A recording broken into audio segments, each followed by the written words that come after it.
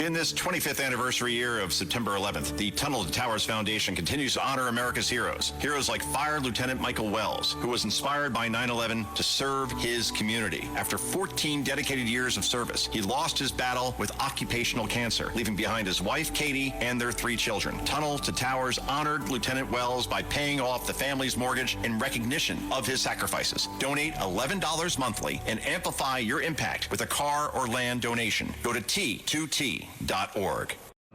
Sid and Friends in the morning. Entertaining and informative. On the Red Apple Podcast Network. I'm sorry, Sid. Hi. Oh, God, don't be sorry. You kidding me? No, I'm wrapped up in these meetings on peace. And I said, it's between peace and Sid Rosenberg. And I said, let's take Rosenberg, okay? So.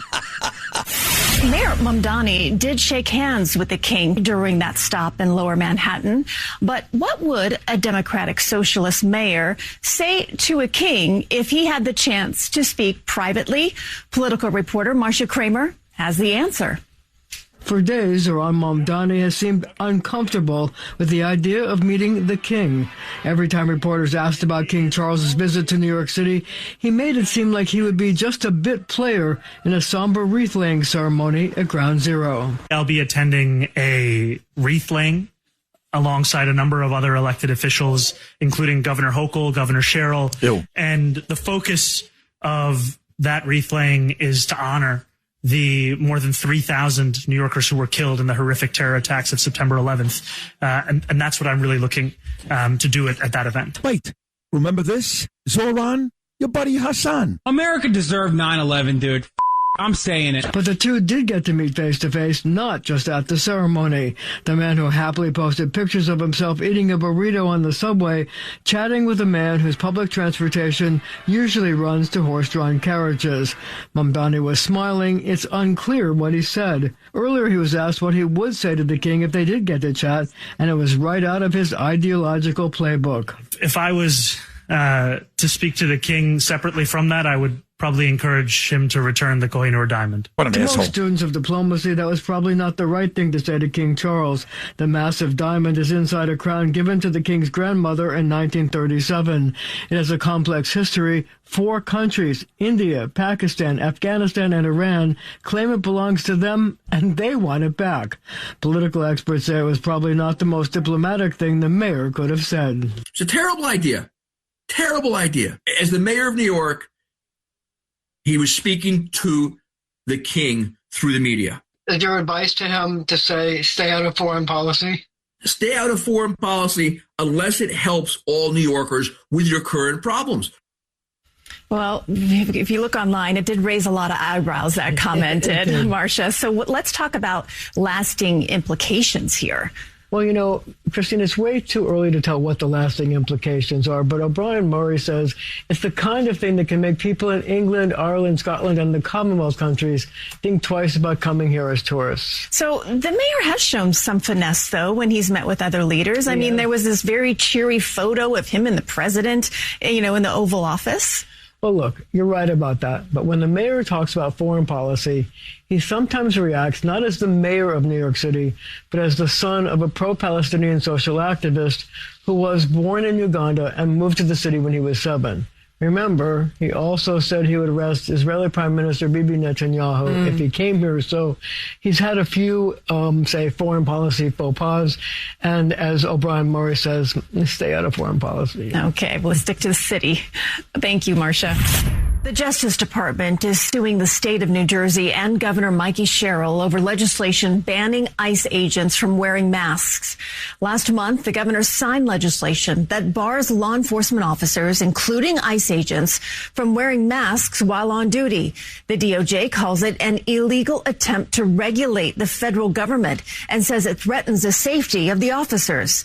In a statement, New Jersey's Attorney General said in part, the federal government still cannot explain when its officials need to mask or forego identification in violation of this law. Former FBI Director James Comey has turned himself in to face those federal charges in North Carolina over an Instagram post. Last year, Comey posted this photo of seashells that spelled out 8647, which DOJ alleges was a threat against the 47th president, Donald Trump. Comey later deleted the post and said it wasn't meant to be a threat.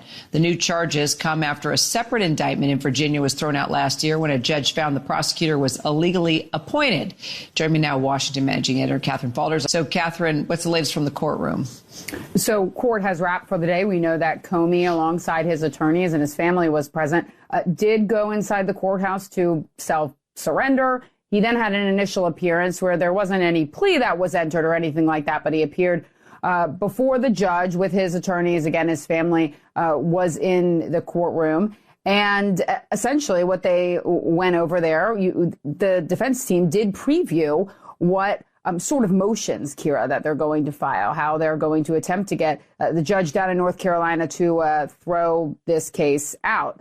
Comey didn't speak in the court. He addressed the court only to say, yes, Your Honor, presumably referring to the fact that he understood the charges that he was facing. But yes, his attorneys indicated that they do plan to file a number of motions, but specifically a motion accusing the Department of Justice of selectively and vindictively prosecuting Comey. They said in court, his attorneys did, that they wanted to make sure the government preserved any materials and public statements that could be related to such a motion. So a bit of a preview into their legal strategy there, which, of course, is what we expected.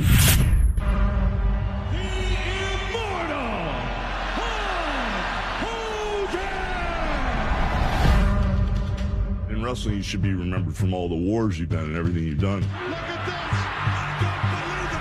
Some people hate me, but after I'm gone, I think people don't know the truth. Who was this guy really?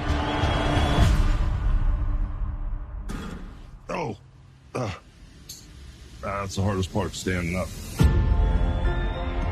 I really was here for a reason more than just wrestling. The fans liked believing Hulk was Superman. Is it art? Is it fakery? What is it? Oh, there she goes. 1, 2, kick out. Life was so clear. Where did that life go? The mistakes shown through. Most of us think of Hulk Hogan as the king of the ring. But was there a sinister side to his success? What Hogan preaches is apparently not what he practices. I was running pretty hard partying. Maybe I was drunk. Maybe I was high. I don't know what to tell you. It's kind of like a recipe for disaster. There are millions of kids that have believed in me and what I stand for. You're a liar. The character was so strong. Terry got lost along the trip. Hulk Hogan has torn down everything that he once built. Really want me to tell the truth? Okay. You know, I know where all the bodies are buried. We literally didn't speak to each other anymore. But I realized I still love him. One night they love you, one night they don't. I mean, there's Hulk and there's everybody else. Terry Bollea was just a human being. But when I went in that ring, brother, I was Hulk Hogan. The character helps people. That's all I know. I can't predict what the final act of the story is going to be. But the legend of Hulk Hogan will live forever. We have breaking news. Wrestling legend Hulk Hogan has died. Officials say Hogan, whose real name was Terry Bollea, died from cardiac arrest in his home in Clearwater, Florida. Hulk Hogan helped bring the WWE into the mainstream, and he also turned his wrestling persona into a successful movie career in the 1980s. Hulk Hogan has a complicated legacy. He was inducted into the WWE Hall of Fame in 2005, but then removed in 2015 after a scandal over racist comments while he was being secretly recorded. Hulk Hogan was 71 years old. WWE says they're saddened to learn of his passing and extending their condolences to Hogan's family, friends, and fans. At one point in my trip in Cleveland, which is well documented in my first book, You're Wrong and You're Ugly, it was 2 days after I started the partying on Friday night, and I hadn't told Danielle yet why I wasn't coming home. And I had a little bit of drugs left in my pocket, and I wanted to kill myself. Did that thought actually go through your mind? More than a thought. I actually walked outside my hotel room. I was staying on the 14th floor. I walked to the very edge of the terrace, and I was ready to do it. I was convinced that my life was basically over. Here I am again. I'll be back in trouble, back in rehab. Lost this amazing opportunity. More importantly, disappointed my wife. My son wasn't born yet, beautiful Gabriel, but Ava was. And I went in my pocket to take out what I thought was the end of my drugs. But I had two things in my pocket. One was the drugs. The other was a keychain to my house in Tenafly, New Jersey. And on the keychain,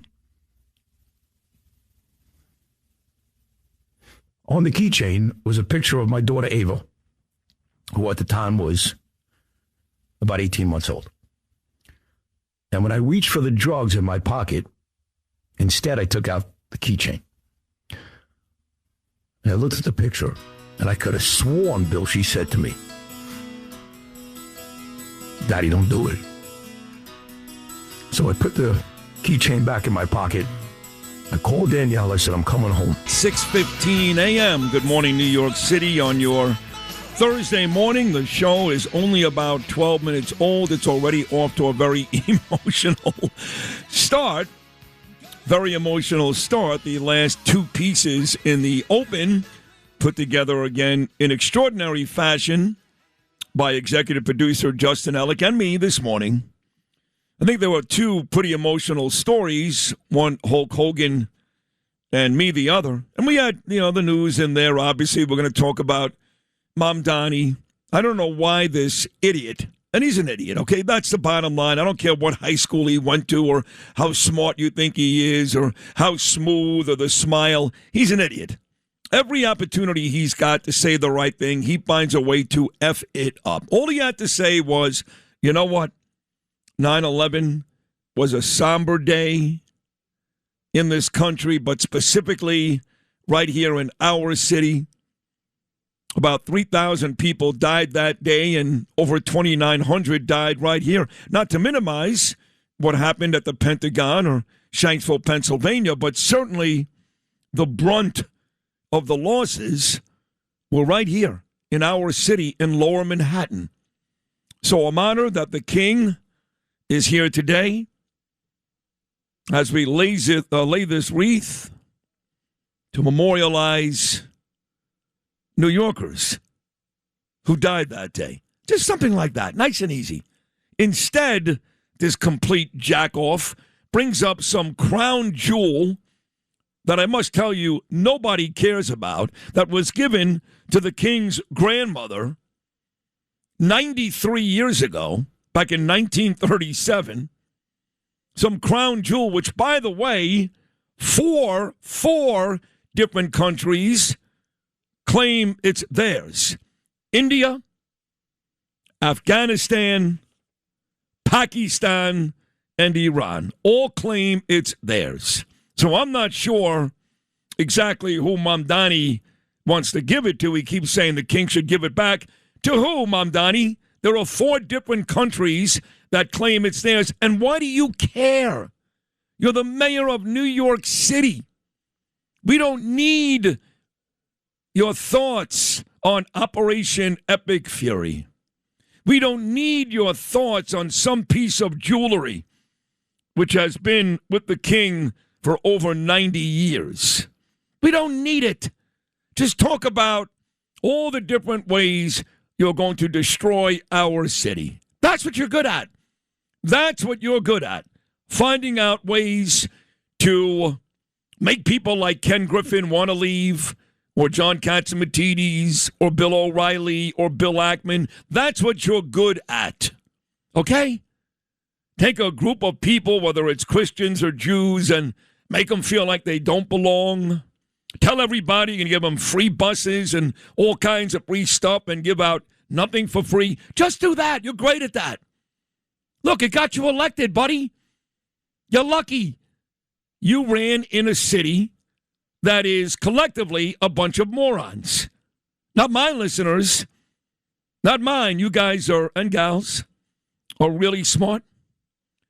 But you're not the majority here. The majority are a bunch of sick, demented, Democrat, liberal morons. So just do that, Zohran. We got that. We got the DOJ going after Mikie Sherrill. I guess the U.S. attorney in New Jersey can't figure out that if these ICE agents take off their masks, their lives would be in danger. He can't figure that out, this moron? Another one. You know, these Democrats, they just tried to shoot President Trump. It's not even a week old. There's other countless examples, right? Shooting Steve Scalise. That was a Bernie Sanders supporter on a baseball field. There are countless examples showing up at judges' homes. So we have to explain to the U.S. attorney in New Jersey, who works under Mikie Sherrill, why taking off the masks would be a bad idea? But I guess we do. Jim Comey surrendered. So those are the meat news stories. But let me get to the two last pieces in the open. I was never a big wrestling fan growing up as a kid, but I watched it a lot. Really, as a teenager, I would go to a place in New York City every Friday night with my buddy Joseph Iovine. Very popular nightclub. It was the Underground, and I think it was on 17th and Broadway. And we would dance and party all night long, and eventually I get back to my home, 2216 Quentin Road in Brooklyn, right by Madison High School, at about 6 o'clock in the morning. And I'm not going to go into detail what I did the night before, but I wasn't ready to go to bed. So I'd go up to my bedroom with my parents asleep in the very next bedroom, and I'd stare at the ceiling, 6 o'clock, 6:30, and eventually I'd put the television on. And what was on that time of the morning? Well, you had this one, I guess it was claymation, Davy and Goliath. Definitely claymation, yeah. Yeah. Davy. Brought to you by the Latter-day Saints or the Church of the Latter-day Saints. Right. Yeah. And I would watch that show, and I kind of liked it. Actually, before that, you had a show, it was the New Zoo Review. You guys remember great. that? Oh, you kidding? Henrietta Hippo. That's and, it. Yeah. Right. Freddie, the Freddie, frog. that's right. That's So right. I'd watch New Zoo Review, and then I'd watch Davy and Goliath, and then wrestling would come on, and I'd watch Bob Backlund walk up and down the stairs for about 15 minutes, and then eventually my body gave out, and I passed out, and I finally went to bed. Then I got into it a little bit when I started working in sports with Scott Kaplan, because we started our careers down in Fort Lauderdale, and in Florida, wrestling is monster.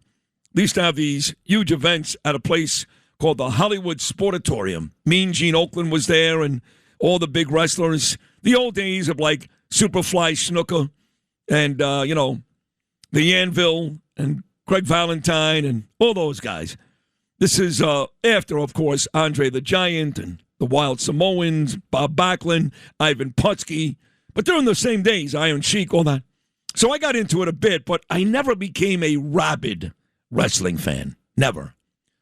But Hulk Hogan transcended wrestling. He was bigger. He was just huge, not just in body, but in entertainment value as well. You remember him vividly, don't you? When he played Thunderlips. Was that Rocky 3 or Rocky 4? I believe it was Rocky 4. Right, he had the exhibition fight with Hulk Hogan. And in this documentary, which we watched, Danielle and I, and we couldn't stop. We binge-watched the whole thing on Netflix. It is an amazing piece. He goes into all of it. Meeting Sylvester Stallone and the role in the movie. He loved it. He did a bunch of movies, actually, I think, Hulk, in the 80s and 90s. You see him as a young Terry Bollea, and you see the transformation from Terry, who married Linda, had a couple of beautiful children, living in Tampa, Florida. You see all that, his transformation into Hulk Hogan, this larger-than-life character. And if you're out there today, like my son Gaby, his little friend Kevin, he loves wrestling, loves Cody Rhodes. If you love all that stuff, it's there because of Hulk. He's the guy. But he went through a lot. We had the issue with the quotes that were caught. I guess wasn't supposed to be taping it. Somebody did. Racist quotes, which ended up getting Hulk taken out of the WWE Hall of Fame. You remember that? He got in 2005. They took him out in 2015. Then he had the whole controversy, which was not in the Netflix special with Bubba the Love Sponge. You guys remember that? His wife and all that. That was not in the special. But they did show you how he was this larger-than-life hero. The kids loved him. Everybody loved him. And then he became a villain. He became a bad guy. He figured out he wasn't going to be able to beat the combination of Nash, Kevin Nash, and I forgot the other guy's name. Doesn't matter. So he decided, instead of trying to beat them, how do you win? You join them.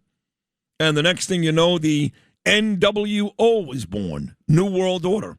And Hulk went from this lovable hero to this detestful bad guy. You guys know about any of this stuff? Or No. None of it, okay. So then he's a bad guy, and he's going into arenas all over the country. He's getting booed, and he wasn't used to that, but he loved it. He said, oh, my God, it fueled me. Just like I say when I get all the nasty stuff that I get, and I get loads of it every day. Not like Trump, okay? No one like Trump. But I get my fair share every day. Death threats, nasty stuff on the internet, all of it, okay? Doesn't bother me. It fuels me. And that's what Hulk was saying. When he became the bad guy, NWO, he loved it. He couldn't wait. And there's all these different transformations during his wrestling career. You see a lot of the actual tape. We fought people like Andre the Giant. I mean, how cool is that? When he fought The Rock, when he fought Jesse Ventura, Jimmy Hacksaw Dugan, Ric Flair, all these huge, iconic wrestling names are a part of this piece. And then, of course, he divorced Linda, ended up with a beautiful young girlfriend. I forgot her name, but she was a lot in the actual Netflix series. You saw a lot of her at the tail end of it. Very pretty, very nice, and destroyed when he passed away. But then all the wrestling stuff changed because, he met President Trump in the 80s because, if you guys remember, WrestleMania 5 was at Trump Plaza in Atlantic City. And it was there where Hulk Hogan and President Trump, 40 years ago, became really good friends. In fact, in the Netflix movie, President Trump, who's in it quite a bit, actually talks about WrestleMania 5. And that night in Atlantic City, Lewis, this would be President Trump in the Hogan documentary, courtesy of Netflix, cut number 6. So you go ahead if you're ready. I have a big Russia meeting going on. Somehow I become friendly with Hulk over there, the Hulkster. And he's a good man, he's just a nice guy. He asked me, would you do this interview? I said, why not? Here we are in the White House, right? Get ready, ladies and gentlemen, for WrestleMania 4, which will be held at the Trump Plaza Hotel and Casino. 4, 88 WrestleMania at Trump Plaza in Atlantic City. Oh, there he is, Donald Trump. Yeah, he's my main man. He's sitting in my box. Yeah, he was in there wrestling his heart out.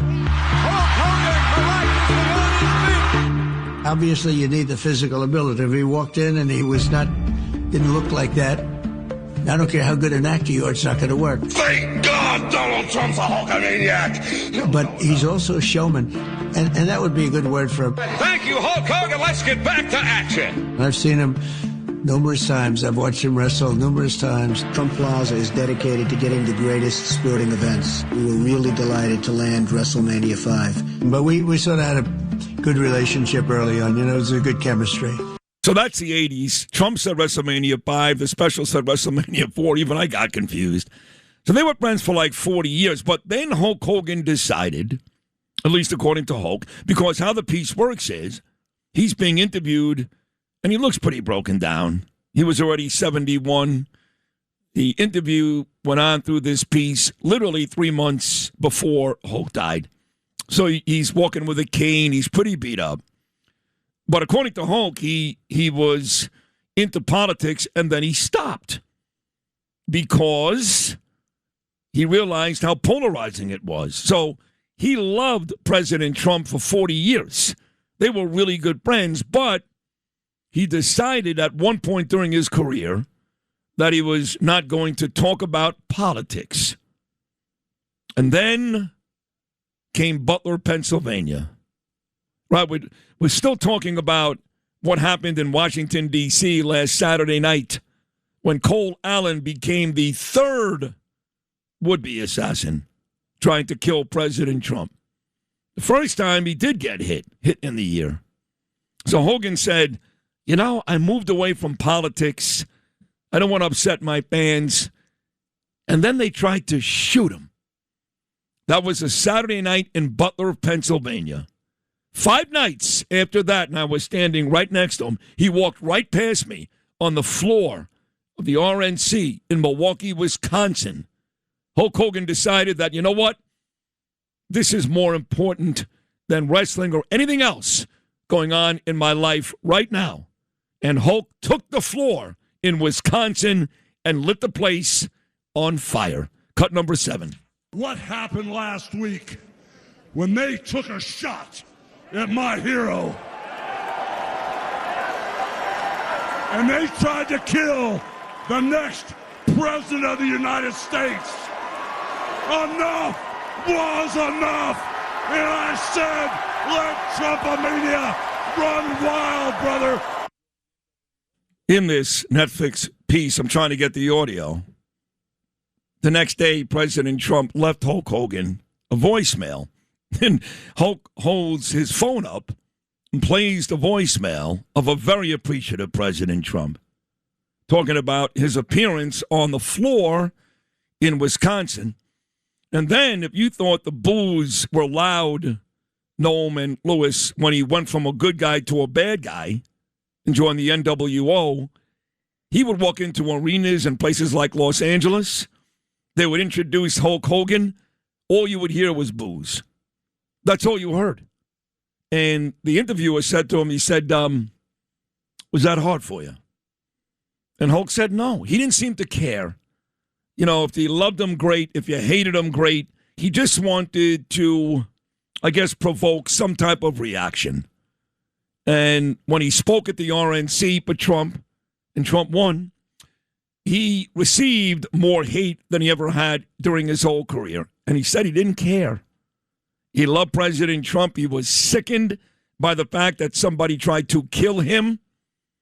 And he felt it was more important than any match he was about to fight in the ring. Needless to say, again, at the very end of the interview, I don't want to give too much away. He talked about his family, that being the happiest time of his life. Married to Linda, his 2 little kids. They've got great videos. Such a cute dad. And then the words pop up on the screen that you knew were coming, which said, 3 months after this last piece, Hulk Hogan died.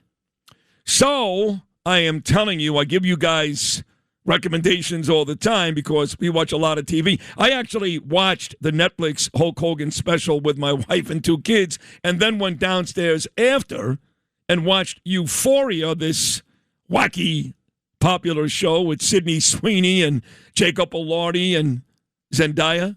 I watched that with Ava, too, so I'm all over it, folks. You name a big show, and I'm not just watching Fox News or the Mets or the Yankees or the Knicks. I can tell you everything, okay? My competition can't, trust me. Okay, trust me. I'm watching everything.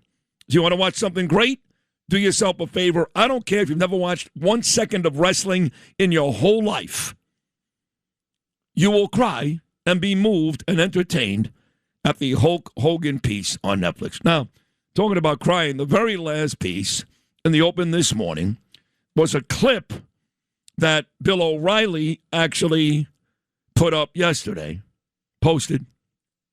So I told you that Tuesday night, Norman Lewis, I came back into the city. I did the show on Tuesday. I actually went back to Queens, got back to Queens about 1 o'clock, and then took the 3:25 p.m. ferry back to the city so I can be at Bill O'Reilly's podcast studios on West 28th Street by 5 o'clock. And I got there, and we did the podcast, do it live, that famous quote by Bill O'Reilly. That was actually during Inside Edition, folks. It was not during the Factor. It was Inside Edition. And he interviewed me for about an hour. He's had some great guests, big numbers. Janine Pirro's been on the show, Lindsey Graham, Steve Sharippa, Rob Schneider. But I will tell you this, and Bill will join us as he does every Thursday in about 2 hours. For what it's worth, all the people that work in and around Bill, Makeda, Josh Hammer, Nicole Casey, they said this was the best piece that Bill has done in a decade. Oh, he's going to deny that because you know Bill. But that's what they said. They actually watched as we were taping it and cried. It's a good piece. We discuss everything from my trials and tribulations, my addiction issues, to good stuff too, Trump. Even the Mets and Mamdani, all that comes up. I know they're going to drop that podcast on BillO'Reilly.com today, but you can see the clip, which we played in the open, and it's worth watching. See, the audio doesn't do it for me because you have to see Bill O'Reilly's face when I said Ava's face basically saved my life. My little girl, my angel, saved my life. You got to see Bill's face to really appreciate what that clip is all about. You got to watch it. So you can watch that one clip right now on all my social media. Instagram at rosenberg.sydney. Facebook, Sid Rosenberg. I don't think it's on Twitter yet, but you can follow me there too, at Sid Rosenberg 19. Nobody tweets like me. I put out a tweet last night on Barack Obama. I kicked Barack Obama's ass so bad that if you're like me and you're not some pandering white person who feels like they got to kiss the feet of every black person in this country, you are going to love my Barack Obama tweet that I put out last night. So you got all those different possibilities to check out this clip and other content, and I recommend you do it today. So with 36 minutes in, and I really haven't touched any of the major stories yet, and it's great radio. That's why we're number one. You get that, Noam? You get it? I totally get it, yeah. No one's shutting this off. Nobody. And we're not discussing Iran, and President Trump is considering sending in these hypersonic missiles and taking over the strait by himself. We will get to all of that. We do a 4-hour show. We get to all of it. But my God, if you don't create some different content and keep your audience entertained, you're going to get a 2.2, which some people get every week, not us. So now is the point of the show where we will get to the meat and the big stories. So Mamdani and King Charles, Noam, what were your impressions yesterday? Of Mamdani and King Charles, I wasn't impressed at all. You know, we did shake his hand. Yeah. We had that whole discussion like, are you still? Because I loved King Charles 2 days ago. I thought his speech to Congress was great. Not good, great. Right? It was. And he said nice things about President Trump. And I like him. I just like him. I know he's not all that important in the big scheme of things. He's really got no job, you know. But I like him. But you guys kept saying to me yesterday, are you still going to like him? You know, when he shakes Mamdani's hand. It's like all the angry Met fans. They go, Sid, you're an idiot. You're so mad that Mamdani hugged Mr. Met. Now you're a Yankee fan, which I am. What are you going to do when Aaron Judge hugs Mamdani? I said, well, we will cross that bridge when we get there. So far, I haven't seen my dear friend Randy Levine or Aaron Judge hug Mamdani. Haven't seen it yet. But I did see him hug Mr. Met. Now, King Charles actually shook this radical jihadist hand yesterday, and that bothered me, so I should be very angry with King Charles, but by my own admission, I'm a huge hypocrite, and I'm not all that mad at King Charles, because I know it's part of their culture. I can't imagine King Charles likes him, but who knows? What were your thoughts on that? Yeah, well, look, he has to shake everybody's hand on that line, and the mayor was there, so he had to whether he likes him or not, we'll never know, because he won't let on. But, he'll never tell us. But you could see there was a short little conversation between the two. Don't know what they Very talked short. about. He did not discuss this crown jewel. I mean, what is he? This guy, again, 4 countries claim they own it. I told you the 4 countries earlier. I'll tell you again. India, Afghanistan, Pakistan, and Iran all say that crown jewel is theirs. But either way, you're the mayor of New York City. This is why I hate this guy. I hate him. You're standing on sacred ground where 3,000 beautiful people were murdered, perished. Why would you bring up some crown jewel that was given to the royals 93 years ago that nobody in this city knows about nor cares about? Why would you do that? I'll tell you why. Because you're a douchebag. That's why, Noam. Why is he advocating for India when you're the mayor of New York City? Well, again, there's 4 different countries. Iran claims they own that piece of jewelry, too. Right. And he loves Iran. You know that because he was very upset. He called Trump's administration evil when they started Operation Epic Fury. Right, but in this case, he said if he had a chance to bring it up with the king, thank God he did not, he said he would have asked of the English to return that diamond to India. Of course, that's where his parents were born. Oh, did he say India specifically? Yeah. Oh, he did? Okay. Yep. I don't know. I don't know why he said that. I don't know. Well, his parents were born there. Oh, is that right? But again, you have a moment with the king, with King Charles, and you can debate how much power the king has, but if you have the king there at the 9/11 memorial, right, the first thing you'd talk is thank you for coming and paying your respects. That would be number one. Sure. And then if you want to talk business, let's talk about the business of New York City, not a diamond in India. I mean, there's so many things you could talk about with the king. You could talk about tourism. You could talk about how great the city is. I mean, you go on and on. That's why I was actually proud last night of Marsha Kramer. See, I get annoyed by Marsha Kramer. And she's very nice to me. She's here anytime John Catsimatidis does something that's newsworthy in the stage area. Marsha's always here. She's a big star. CBS, her and I guess, Megan McKay from Channel 5. She's here quite a bit. But Marsha's a big star. But I feel like Marsha bends over backwards to be nice to the mayor. I thought she was way too nice to Eric Adams. Way too nice. So her coverage of Adams annoyed me. She was like never critical. Same thing with Mamdani. She did that ridiculous press conference last week talking about the curse of the Mets. And she put a Met hat on and was giggling with Mamdani like they just got to the drive-in movie theater. I'm like, Marsha, what are you doing? But in the piece that I played at the top of today's Open, she did say, listen, when this guy starts talking about foreign policy, he steps in it. Bottom line, right? Whether he's talking about arresting Bibi Netanyahu, I was glad to hear that Marsha Kramer is against that. Well, of course she is. She's a sane person.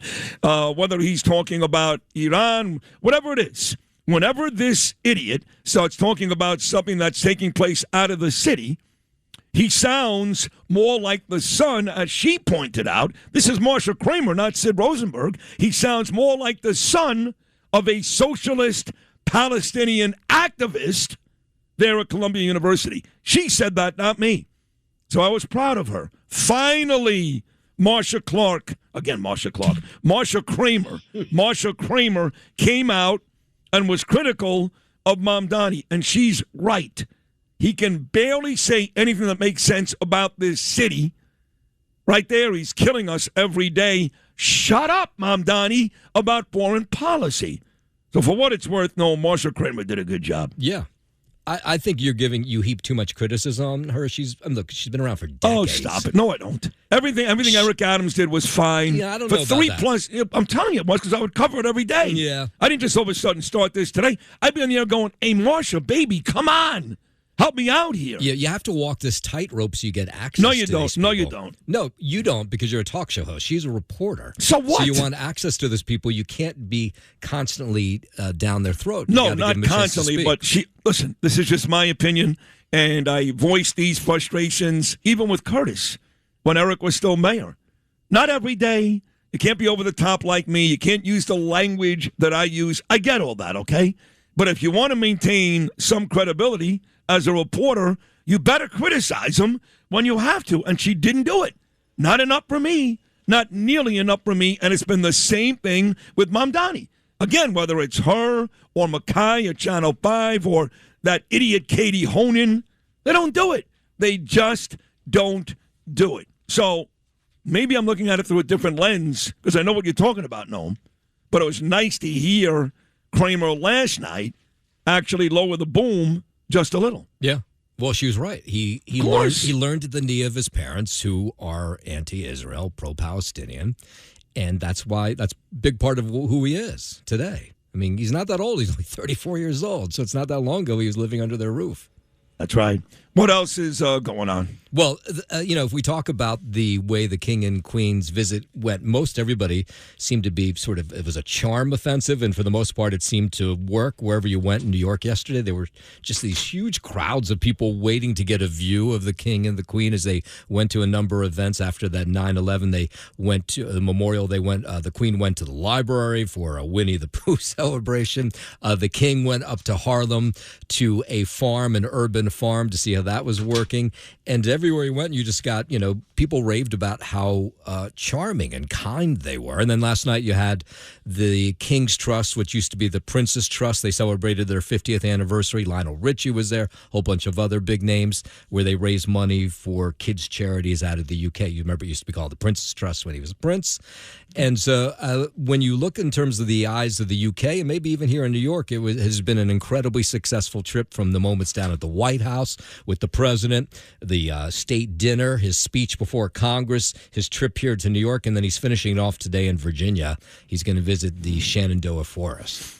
No, he's also going to the Arlington National Cemetery. Yes, he's going to make a stop more there. Important than the forest. And then they're going to vacation to Bermuda after that. Is that right? Well, I don't know if they're vacationing, but that's their next stop. Yeah. Well, she's hot, the Queen, so. You can't wait to see her in a bikini. Huh? Oh, my God. I've been told, my friend Vic says that it was Rocky III. Is that right? It was Rocky III. Yes. Yeah. That was the movie where he beat Mr. T. In fact, in the Netflix doc, there are some of the fans were asking Hulk if he was Mr. T. He's like, no, I'm not Mr. T. I'm Hulk Hogan. Nevertheless, going back to that documentary, it's a must-watch. It was really, really great television. I know you're not a huge Hulk Hogan guy, Lou, but... No, I've always liked him, sure. But the wrestling thing lost me so long No, it's ago. ridiculous. I mean, when they gave you some good views of some of these matches, and you can see, like, guys jumping before there's any contact, guys throwing their heads backwards without any contact. You can see it, plain as day. Guys writhing in pain on the floor, and all of a sudden they jump up, and now they're beating the hell out. I mean, it's so ridiculous, but it is what it is. It's a Broadway show. It's staged. Yeah, it's entertainment. It's entertainment. These guys are jacked out of their minds. They're huge. They're barely human. A guy like The Rock, for example. Well, he was cute, too. He's still a great-looking guy. He's bald now, but he had hair when he first started wrestling. And they look great. They look great. Now, they all say the same thing. And, Hulk had that brother thing going. Hey, brother. Rob Bartlett used to do those bits with us on Imus 25 years ago, Lou, yes, on the Imus in the Morning Show. And he did all those Hulk Hogan bits. And I got to laugh a couple of times. I started thinking about Rob. But I'm just telling you, if you've got nothing to do this weekend and you don't want to watch the Mets, and you're tired of all these same political stories, do yourself a favor and watch the Hulk Hogan piece. Will you do that, Noam? Oh, yeah. You're not the first person to tell me to go watch it, so I'm definitely going to watch it. Yeah. All right, we got a huge guest list today. Dana Perino is coming on for the first time. Wow. Yes. I didn't believe Noam, by the way. No, he's not. That wasn't believable? No, I will not watch even it. close. No, I used to watch wrestling when I was a kid, and that was when he was a star. So Who was your favorite wrestler? Who was the guy that ate the belt buckle? Sergeant Slaughter. No, it was... No. It was George the Animal Steel. That's it. I loved George the Animal Steel. How did I know that? Because he was just crazy. Yeah, but how did I even know that? Because you watch wrestling, too. To be honest, Come on. I'm going to expose myself. I did watch a lot of it. No kidding. He can tell you watched I love Disco Inferno. I love Buff Bagwell. Oh, my God. Listen to you. My favorite one of all, I'm not going to lie to you. You ready for this one? Hillbilly Jim. Loved Hillbilly Jim. How about Jimmy Superfly Snuka? Loved Jimmy. I loved Ricky Steamboat. I loved all of them. I loved Randy Macho Man Savage and Elizabeth. So maybe I did watch a lot of wrestling. Maybe I'm retarded. You ever think about that? Well, I'll add it to the list. Because I'm starting to wonder why I was so emotional watching this. But as my friend said to me yesterday, too, that was my childhood. I didn't watch it every week. I didn't show up at Madison Square Garden. I read the stories when Jimmy Hacksaw Dugan took on the Iron Sheik. They hated each other. They mother effed each other for weeks. This was going to be the epic showdown. This was going to be New York against Iran. You remember all that? And like 2 hours before the match, they're both hanging out in Dugan's truck, blowing lines and drinking vodka. What? Yeah. Oh, yeah. So, it was all nonsense. Vince McMahon is in the piece quite a bit, too, and all the steroid controversy. In fact, at one point, Hulk said, I would go into the arena, I'd look into the stands, and I would see people with signs. He said, I acted like I didn't care. I didn't notice it, but I did. People with signs that said, hey, Hulk, did you take your shot today? And that became a huge controversy, too. So I'm not going to talk about Hulk Hogan all day, but check it out on Netflix. Hulk Hogan. Again, big guest list today. Joe Benigno. He's going to stop by momentarily. WFAN legend, now a Sid Rosenberg contributor. Game 6 coming up tonight from Atlanta. The New York Knicks with a chance to move on. If they beat the Hawks tonight, they'll move on to round 2. Get ready, in all likelihood, for the Boston Celtics. The Celtics lead their series against Philadelphia 3-2. So we'll talk to Joe Benigno coming up next. Dana Perino, Fox News star. Her new book is out, Purple State. She makes her first appearance on the show. Then who else we got today? We got Bill O'Reilly. Again, you heard the piece from that podcast. Rob Shuter is back, the number one gossip guy in the business, straight from London. He'll talk about King Charles. And we'll talk to this gentleman, John Karanek, also a big show right now on Netflix, about his daughter who was shot. This is an incredible story. She's alive to talk about it. But when you hear the specifics, you're not going to believe that. All that and more coming up on this, the Thursday edition of the best talk show in New York City. Quite frankly, the best talk show in America. You love it.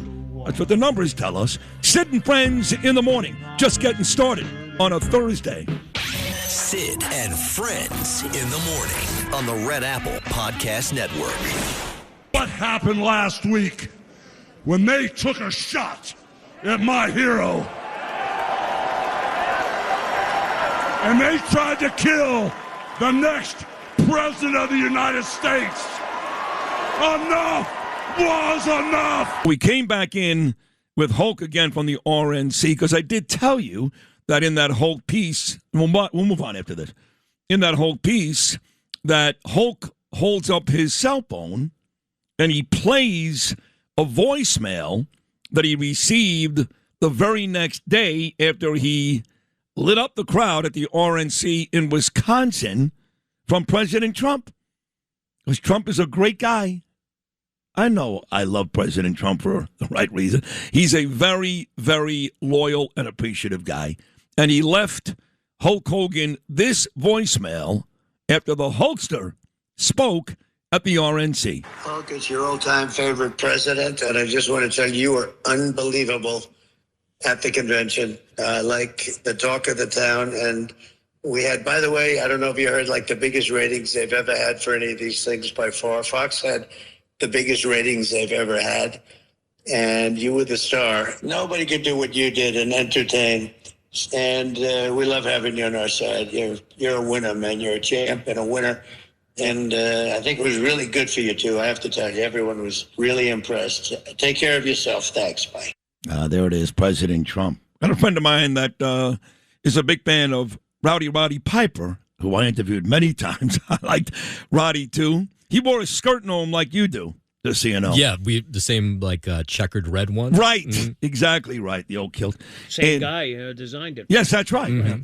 So he died, Roddy, also of cardiac arrest. Hypertension, they said. I don't know. He was 61, and according to my friend, the Piper documentary may even be better than Hulk. The problem is, with that, is that Roddy Piper, who I did enjoy, like I said, I know him personally, interviewed him 5 times, not nearly the star of Hulk. Right. That's the issue. He was in a crazy movie, I think it was called They Live, Roddy Piper, where it was, he found these sunglasses. But what they did was they would show you who the aliens were walking around. Come on. I swear to God. I swear to God. You know you're going to lose me at that point. It was crazy. But it actually was weird because he would be talking with people, and if he had these glasses, all of a sudden you'd see a Martian. Yeah, An instead alien. of seeing your face, Right. it showed what was behind your face, and it was just people you knew forever too. It was a little strange. That's a little strange, yeah. It was crazy. A But lot I know, of drugs. I know it was him. That's called drugs. Yeah, because those would come on like USA Friday night late. So I think I want to see it now, though. Yeah, I think I want to see it. It's called They Live. They Live, okay. Very happy birthday to our favorite real estate lady in New Jersey. diehard fan of this show, Lori, celebrating a birthday today, so enjoy that. Happy birthday. We're going to take a short break. We've got a lot of great guests today. Bill O'Reilly, Dana Perino, bunch of others, again, off the heels of my podcast appearance with Bill O'Reilly, which was a very, very emotional hour. We'll get into all that later. But coming up next, he happens to be a legend at WFAN. He's still on every Saturday. He's now a Sid Rosenberg contributor, and the Knickerbockers have a chance for the win tonight to move on to round two. We'll talk to the great Joe Benigno. This is Sid on Sports. Oh, my goodness! Sponsored by Peerless Boilers on 77 WABC. Justin Ellick here with your sports update, sponsored by Pete Morgan of Peerless Boilers. Go to peerlessboilers.com to find a dealer near you. Peerless Boilers, the world's best-built boilers. Looking ahead to a 7 p.m. start tonight out in Atlanta. The Knicks, they'll pick up their first-round playoff series against the Hawks. It's Game 6. The Knicks are 2.5-point favorites, heading in with a 3-2 series lead. Elsewhere around the NBA playoffs last night, final from Detroit, the Pistons beating the Magic 116-109. Orlando still leading that series, surprisingly, 3-2. Out in Cleveland, the Cavaliers beating the Raptors 125-120 in Game 5 of that series. Cleveland leading that series now 3-2. And out in Los Angeles, the Rockets hanging on against the Lakers 99-93 in Game 5 of that Western Conference first round series. LA still leading the series 3-2. Head to the Diamond in Arlington. The Rangers shut out the Yankees 3-0 despite the loss. New York won the series 2-1. Prospect Elmer Rodriguez lost in his MLB debut, allowing 4 walks. The Yankees have today off before starting a home series against Baltimore tomorrow night. The Nationals crushed the Mets 14-2 in Queens. Juan Soto homered for the second straight night as New York dropped its 16th game in 19 tries. David Peterson allowed 7 runs in 3 2/3 innings during his return to the rotation, leading to boos from the home crowd. Those are pretty regular as of late in Queens. Righty Freddie Peralta seeks to snap a 3-start skid in this afternoon series finale at 1:10 p.m. That is your sports, sponsored by Pete Morgan of Peerless Boilers. Go to peerlessboilers.com to find a deal near you. Peerless Boilers, the world's best-built boilers. I'm Justin Ellick on 77 WABC. Sid and Friends in the morning on the Red Apple Podcast Network. The conventional wisdom was this is a contending team. Have you considered the possibility this team just isn't very good? Hey, John. I believe in those guys.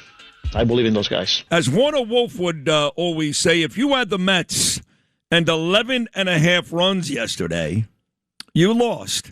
They lost 14-2. Their 16th loss in 19 tries. Carlos is still there. We'll get to that with Benigno in a second. My dear friend Oren Port checks in. He goes, Bobo Brazil. Back from Vegas, baby.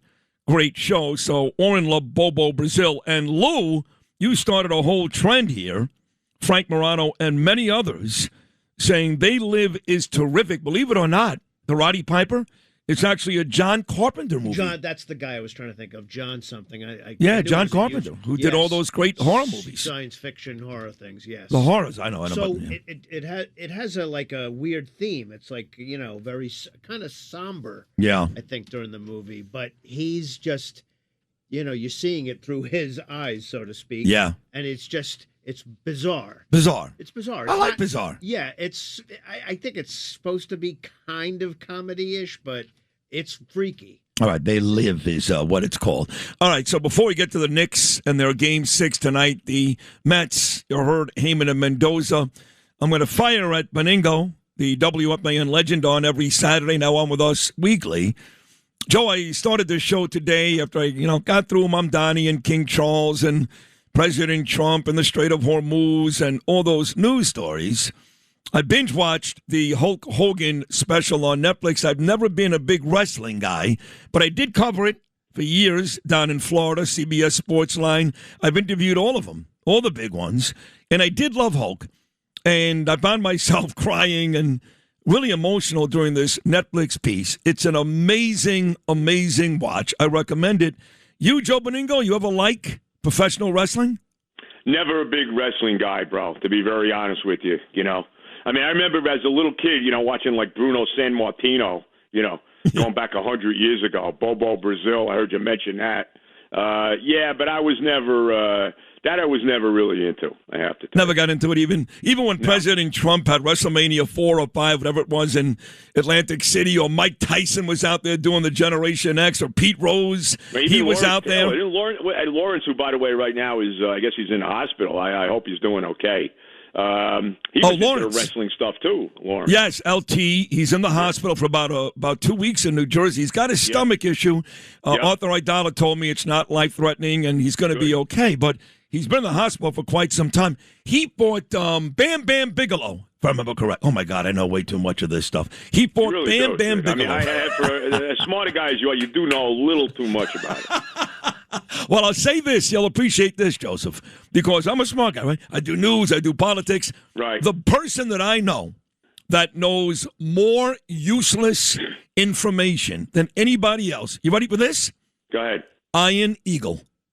Yeah, I could see that. Right? I could see it. One of the great. By the way, let me just say this: Iron Eagle, who you can make a case is the premier announcer in sports today in this country. You could make that statement. Well, he does NFL football for CBS, college basketball for CBS, the Nets, NBA. Does the NBA now on Prime and all of that. No, he's tremendous. He was doing U.S. Open tennis. He's a voice on the video games for years. So he is, and his kid, who also went to Syracuse.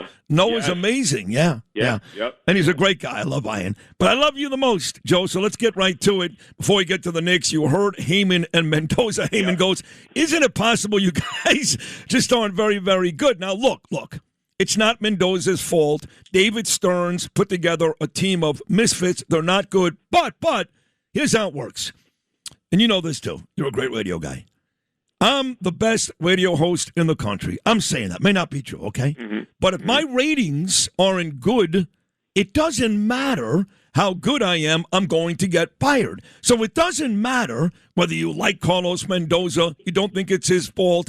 At some point, the Mets have to make a statement, even if it is David Stern's fault, and do something, Steve Cohen, to make the fans feel like you actually care. So when you lose 16 of 19 games, whether it's Mendoza's fault or not, doesn't matter. They've now had a year and a half, basically a year. Had a good start last year. They've had a year of really bad baseball. Eventually, someone has to pay the price.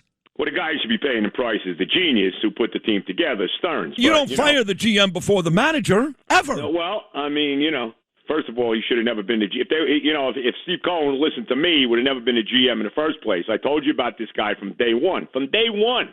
And nobody else said anything. I told you about this guy. He was way over his head. He thinks he's smarter than everybody. What he does in Milwaukee means nothing to me, and he never won anything there, by the way, in New York. But you're right. Look, Rob Thompson just got fired. Alex Cora just got fired. I think that, honestly, in a weird way, Sid, I think the fact that those two guys, getting fired in Boston and Philadelphia is kind of saving Mendoza a little bit right now. Does that make sense? No, it makes sense, but I will tell you this. I was watching Evan Roberts, your former partner on the band, and I know he's very happy about what's happening right now. But he was high on bringing in Alex Cora, and then I'm watching Craig Carton like an hour later. He's got Philadelphia history. He was high on bringing in Rob Thompson. Would you like to see the Mets fire Mendoza and bring in one of those two guys? What's funny is they both got fired, Cora in Boston and Thompson in Philadelphia, because their teams are playing awful baseball. Why would you want that guy? I don't want either of them. I honestly, I'm going to tell you the guy I want, okay? If Mendoza gets fired, to me, the guy I want is Carlos Beltran. And the reason I say that, Sid, first of all, he's a Met. They're going to retire his number this year. He's going to the Hall of Fame. He got screwed. Remember, the Mets made him the manager how many years ago that was now, and he got hosed because of the whole ridiculous Houston cheating scandal. Everybody else, survived that, it seems, except for Beltran. That's the guy. He should have been the Met manager all along. So that's the guy I want to see as Met man. I don't want Rob Thompson. I don't want Alex Cora. I want Beltran. That's the guy I want. That is a great answer. You're right. I mean, he got screwed. He hasn't been able to manage since. He was a manager for like 2 months, and they blew him out of there. But now you answer the question that John Heyman asked the manager. Are the Mets just a bad baseball team? They stink, bro. They stink. The year's over now. They didn't even get to freaking May, and they're out of it. They're done. They got beat 14-2. Now these guys are, the genius brought Polanco in here. He's on the IL. Now I'm seeing where Louis Robert may be going on the IL. I mean, it's unbelievable. They re-signed Sean Manaea. He can't get me or you out. David Peterson stinks. Senga's done. I mean, they should have traded Senga in the offseason when there was teams that actually were interested in him. Yeah. Soto's is hit a little bit, but Soto, in any big spot, like there was the game Sunday, they had 2 guys on with 1 out, right? Soto's up. They didn't pitch to him. They didn't even come close to pitching to him. And then Robert and Vientos both struck out. They stink. And I want to see them, and I've said this before, and I'm a Met fan. It's a little difficult being a Met fan right now, and it has nothing to do with them stinking, and you know what I'm talking about. Yes. Okay? Well, that's what you're talking about is the reason why I'm now a big-time Yankee fan. The reason that you are now a Yankee fan. It's very difficult being a Met fan with all that garbage that has nothing to do with baseball going on. But you know what I want, Sid? I want to see them win 60 games, and I want Stearns out. Okay? I don't really care about Mendoza. Like I said, he's going to get fired eventually. It's amazing, like we said, he's still there. But I want Stearns out. Stearns destroyed this team. He got rid of Pete. He got rid of Nimmo. He got rid of McNeil. I know Diaz is hurt. He got rid of Diaz. It's a joke. Well, by the way, Pete, Steve Cohen. Listen, before you get to Steve Cohen, they're courtside during the Knicks games. I know. It makes me crazy. And they lose. And they lose every time he goes. They lose. But just they won the other night. I know, but just so you know, Pete is really he may be on his way out of baseball. Alonso. No. It's been he the other day said, I don't even know what the hell is going on. Yeah. You know what, though? But just because he's struggling right now in Baltimore, by the way, they play the Yankees this weekend. Just because he's struggling in Baltimore doesn't mean that would be happening here. Right. You know that's it. No, of course. I mean, right or wrong, I don't think he ever wanted to leave the Mets, but he left because they didn't even try to re-sign him. No, I agree. No, you're doing. This is the guy who has more home runs than any Met in history. And David Stearns couldn't wait to let the guy walk out the door. Please, the reason. But I'm glad we've gone through this. We've gone through it. But I'm glad you said David Stearns because the truth is Stearns wanted to get rid of Alonso last year, and it was Steve Cohen. Cohen kept him here for one more year. That wasn't Cohen's fault. But I'm with you on Stearns. He stunk in Milwaukee. He stinks here. I have no idea why Cohen and others think he's some type of genius. Right. It's great to be a genius when you never win. I don't get that. Let me get to the Knicks. Game 6 tonight. They were down 2-1. Both of the games they lost by 1 point. I believe they had the last possession, if not in one, but both of those games. Either way, they've got they had the last possession in both of those games. So either way, they've got a chance to win a game 6 on the road and move on to take on, in all likelihood, the Celtics, who are also 1 win away from eliminating the Philadelphia 76ers. What are your thoughts 5 games in this Knick team, this playoff? Well, they righted the ship. I mean, let's be honest, bro. The last 2 games, they blew the doors off the Hawks. I mean, the last 2 games, really, Atlanta was really never in the game. In Game 5, I mean, I don't think they ever got closer than 13 or 14 points. I feel very good about them. I think they're going to win tonight. I said this series would be a 6-game series all along. I think they'll win tonight. And the only team, and I really believe this, Sid, the only team that stands in the way of the Knicks getting to the NBA Finals is the Boston Celtics. Cleveland's a fraud team. I know they're up 3-2. Detroit's in trouble with Orlando, which I'm not surprised about. The only team is Boston. And to me, that might as well be the Eastern Conference Final because the winner of that series is going to the finals. So, and I know Boston now, look, they were up 3-1. They lost the other night. Embiid had a big game. Philadelphia won for the second time, actually, in Boston. I guess Game 6, I don't know if it's tonight. It might be tonight or tomorrow. I'm not sure when it is. But that's it. That's what it comes down to, Sid. The only team that can beat the Knicks in the East is the Boston Celtics. Let the Knicks finish it off tonight. I really don't want to see a Game 7. Even if it gets to that, they're going to win. They're not going to lose this series. They're a far better team than the Hawks.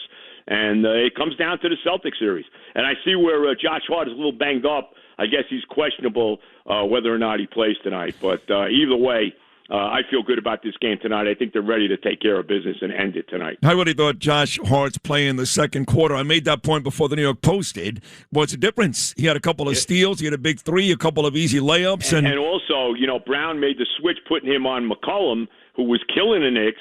And Hart now has been guarding them. And what do you have, 6 points in Game 5? Yeah, no, he did nothing. According to my dear friend Corey Zelnick, I was right. Steve Cohen was at one Knick game they lost. He was not at the last game where the Knicks did win. So Cohen is 0-1. He wasn't there the other night? No, he was not there. He was there. 0-1. And you're right. The Pistons, they won last night to stave off elimination, but they got to win 2 more. They're going to be gone at the hands of Orlando. Cleveland, yes, they won a Game 5. They're up 3-2. A couple of teams staved off elimination last night. The Rockets did 2 out west against the Lakers. In L.A. Yeah, they won. But the Lakers have nobody. I have no idea how they won 3 games. But I think you're right. I think the team to beat is Boston. If the Knicks can beat the Celtics, and they should be the underdog, but if they can beat the Celtics, regardless of who they face in the Eastern Conference Finals, are you penciling in the Knickerbockers to play for the NBA championship? No question about it. Wow. I just said it. I think Boston's the only team in the East that can beat them. Cleveland give me a break on Cleveland. They're such a fraud team. It's unbelievable. They life and debt to beat the Raptors, who the Knicks have beaten 13 times already in a row. I don't buy Detroit. Even if Detroit comes back to win this series, I felt Detroit was a little ahead of themselves. I know they had the number 1 seed and all, but you know what? It's funny what happens when all of a sudden you go from a team that's coming out of nowhere and now you're the number 1 seed and now you're the hunted team. Well, they're getting a little ahead of themselves. I think the Knicks will handle them. It comes down to the series against Boston, Sid. I really believe it. I think that's it. I think Knicks, Celtics, the winner of that goes to the NBA Finals. Okay, a week ago today was the NFL Draft. We spoke earlier in the week last week, so I never got your take. I think my Giants did great. I know some Giant fans wanted to get the exciting players, the running back out of Notre Dame, the wide receiver out of Arizona State, but I like what Harbaugh did, built it inside the offensive line, the linebacker play. I thought the Giants had a great draft, and I'm going to tell you this. I thought your New York Jets had a great draft. What about you? Phenomenal. Wow. You know what, bro? For the first time in I don't know how many years, we actually have we have a front office that actually seems to know what the hell they're doing. You know what? They had guys targeted, and they went out and executed it. This kid Bailey, he was their pick all along. He's been their pick since, I don't know, David Bailey, since probably the combines. You know what I love about this guy? This guy, I know he finished his career at Texas Tech. He took the money to go there for his last year. He had a big year. This guy graduated Stanford in 3 years, bro. Stanford, 3 years. Wow. So that's a big deal to me. They brought in the 2 guys. They brought in Omar Cooper and the kid Pons from Indiana. They drafted this freak athlete, Sadiq, the tight end out of Oregon. Even the quarterback, Cade Klubnik, who they got in the 4th round out of Clemson. It seems like they targeted this kid all along. And I know, look, he's not going to be the starter. He's not the quarterback of the future. But, who knows? I mean, he started for 4 years at Clemson and didn't leave. I like that. He started for 4 years at one school and didn't transfer out.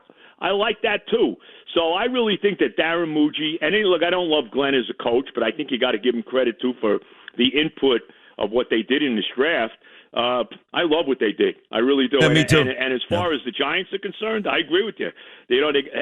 Arvell Reese kind of fell to them. I think they were going to take Love, bro. I do. So do I. The Cardinals took him at 3. Right. They were worried that he would go at 4 to Tennessee with Cam Ward, but they wanted the running back too. And I'm going to say this to you, because the Eagles, they're about to trade A.J. Brown tomorrow. A.J.'s on his way to New England. I know they like the kid Lemon, but he ain't going to be A.J. Brown. It's going to sound crazy because the Eagles have been a perennial Super Bowl contender, but I really believe if Jackson Dart stays healthy, the Giants may end up being the best team in the NFC East. I'm betting it. Wow. I'm betting it. You are? I'm betting it. I love the Giants to win the division, bro. The Giants have if you want to win Super Bowls, the Giants have the 2 most important things you need, and that's a head coach and a quarterback. And the Giants have both of those things. I love what they did in the draft. Scadaboo's coming back. He was sitting courtside the other night, by the way, with some hot girl. Yes. He was sitting courtside at the Garden the other night. Scadaboo's coming back. Neighbors is coming back. I love what they did. I mean, I love, they got the big offensive lineman out of the U, out of Miami with the 10th overall pick. Reese, a lot of people thought the Jets should have took him over Bailey, whatever. I think the Giants did a terrific job. They got that receiver out of Notre Dame in one of the later rounds.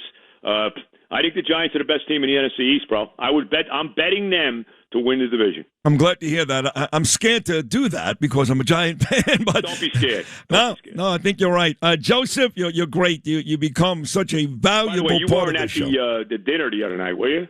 The White House State dinner? Yeah. I turned it down. Okay.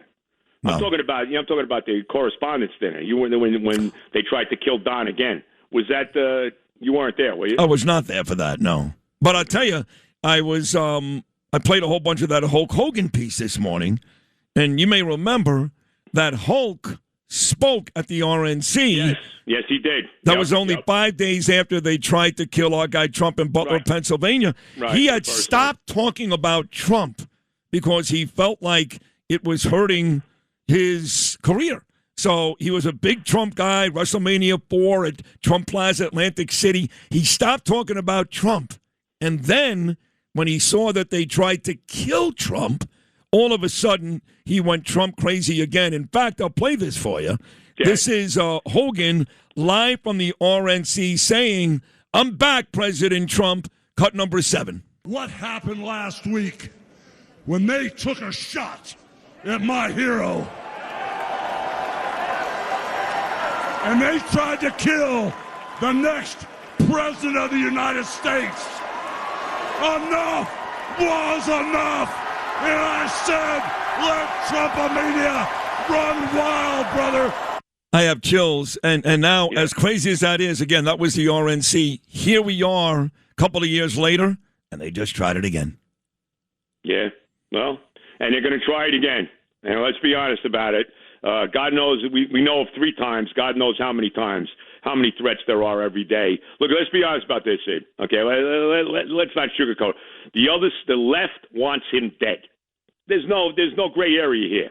I don't care what they try to say. It makes me crazy. They say all this crap about Don, then people turn around. Well, but I'm against political violence. Give me a break. Give me a break.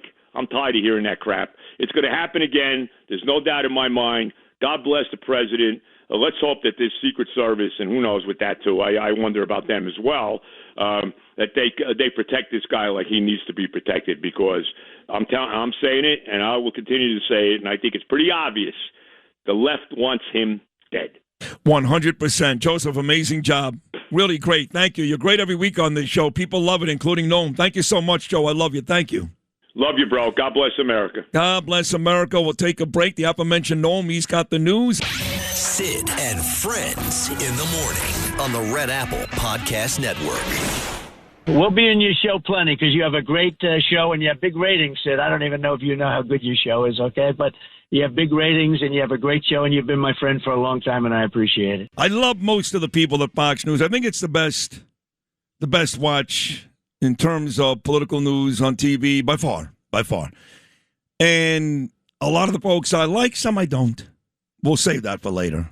But I love Dana Perino. I think she's terrific on the 5 and earlier in the day with Bill Hammer. And she is a very talented young lady. And she could also write books. She's written a bunch, fiction, nonfiction.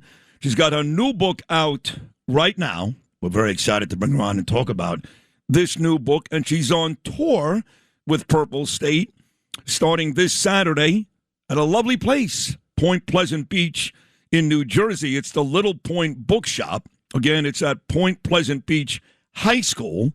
That'll be at 2 o'clock, and Emily Campagno will be there, too. Then Monday the 4th, I'll be at the Yankee game, but she'll be in Brookville, New York, at Theodore's Books at LIU Post, Gold Coast Cinema, 7 o'clock Monday night with Rep. Steve Israel. Dana, you're a rock star, a superstar. Congratulations. Oh, my gosh. I got to say, Sid, I got to listen to your show every morning. It hyped me up for the day. I can't listen to these political podcasts anymore after listening to that. I loved it. Thank you. It took me back in the day. Well, the show does, and the president loves this show too, because what you get is, because you're a very savvy media person, it's kind of like that Imus, Howard Stern. We do sports, we do lifestyle, we play great music.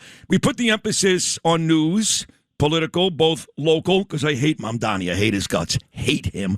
And I love President Trump. So we get all that. It's a 4-hour variety show every morning, and you will love it, Dana. Trust me. Trust me. It's fun. My husband met you at Paul Morrow's award ceremony at the Retired Detectives, where you got an award too, I believe, right? Yes, I did meet him. He was lovely. It was at Frankie Russo's place. Russo's on the Bay in Howard Beach. 3 awards. It was me, Paul Morrow, your colleague at Fox News, and the great cop Bo Dietl. And it was a lovely night. The cops are very good to me. They've always been good to me. So I did meet your husband that night and tell him I said hello. Let me get to this. You got it. Purple State. You know, my house is somewhat divided. My wife been a Democrat her whole life. She has now come along. Yeah, she's now come along. Well, I was a Democrat, too, most of my life. I was a Democrat. I loved Ed Koch. You know, it wasn't until President Trump, 9 years ago, not even 10, because I initially voted for Hillary. He knows that. We're very, very close to President and I, but he knows initially I voted for Hillary because I didn't trust him to be a great president. It took me 3 months to figure out how great he is. But my wife and I, we were divided for a long time on that. And my daughter and other friends and family, I have a sister who I don't talk to very often because of it. So the divide really exists, Dana, in lots of homes across America. Yeah, it does. And I hate to hear that it would, strain family relations, though I know that's true. I've heard about it, and certainly there are friendships that can be strained as well. People have sort of resorted themselves out. My idea for Purple State was to write about these 3 young women who are hot stuff in New York City. They're 25 years old, but they're kind of going through that quarter life crisis that all these young women that I mentor are going through. And one of them thinks, I really want to work on a political campaign. Maybe I went into the wrong career. And she convinces her 2 friends to go to Wisconsin and work for a super PAC on the election.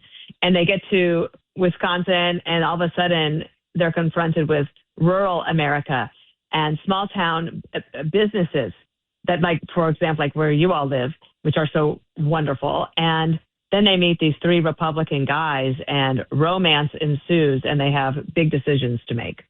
That is so interesting. They leave the bluest of blue. That is an awesome premise. They leave the bluest of blue. They go to the red, Wisconsin. So I would have to imagine that Purple State it really refers to the guys and the girls, the mix of the blue and the red, who eventually they become. You got to read the book to find that out. But the mix of the blue and the red, is that how you got Purple State?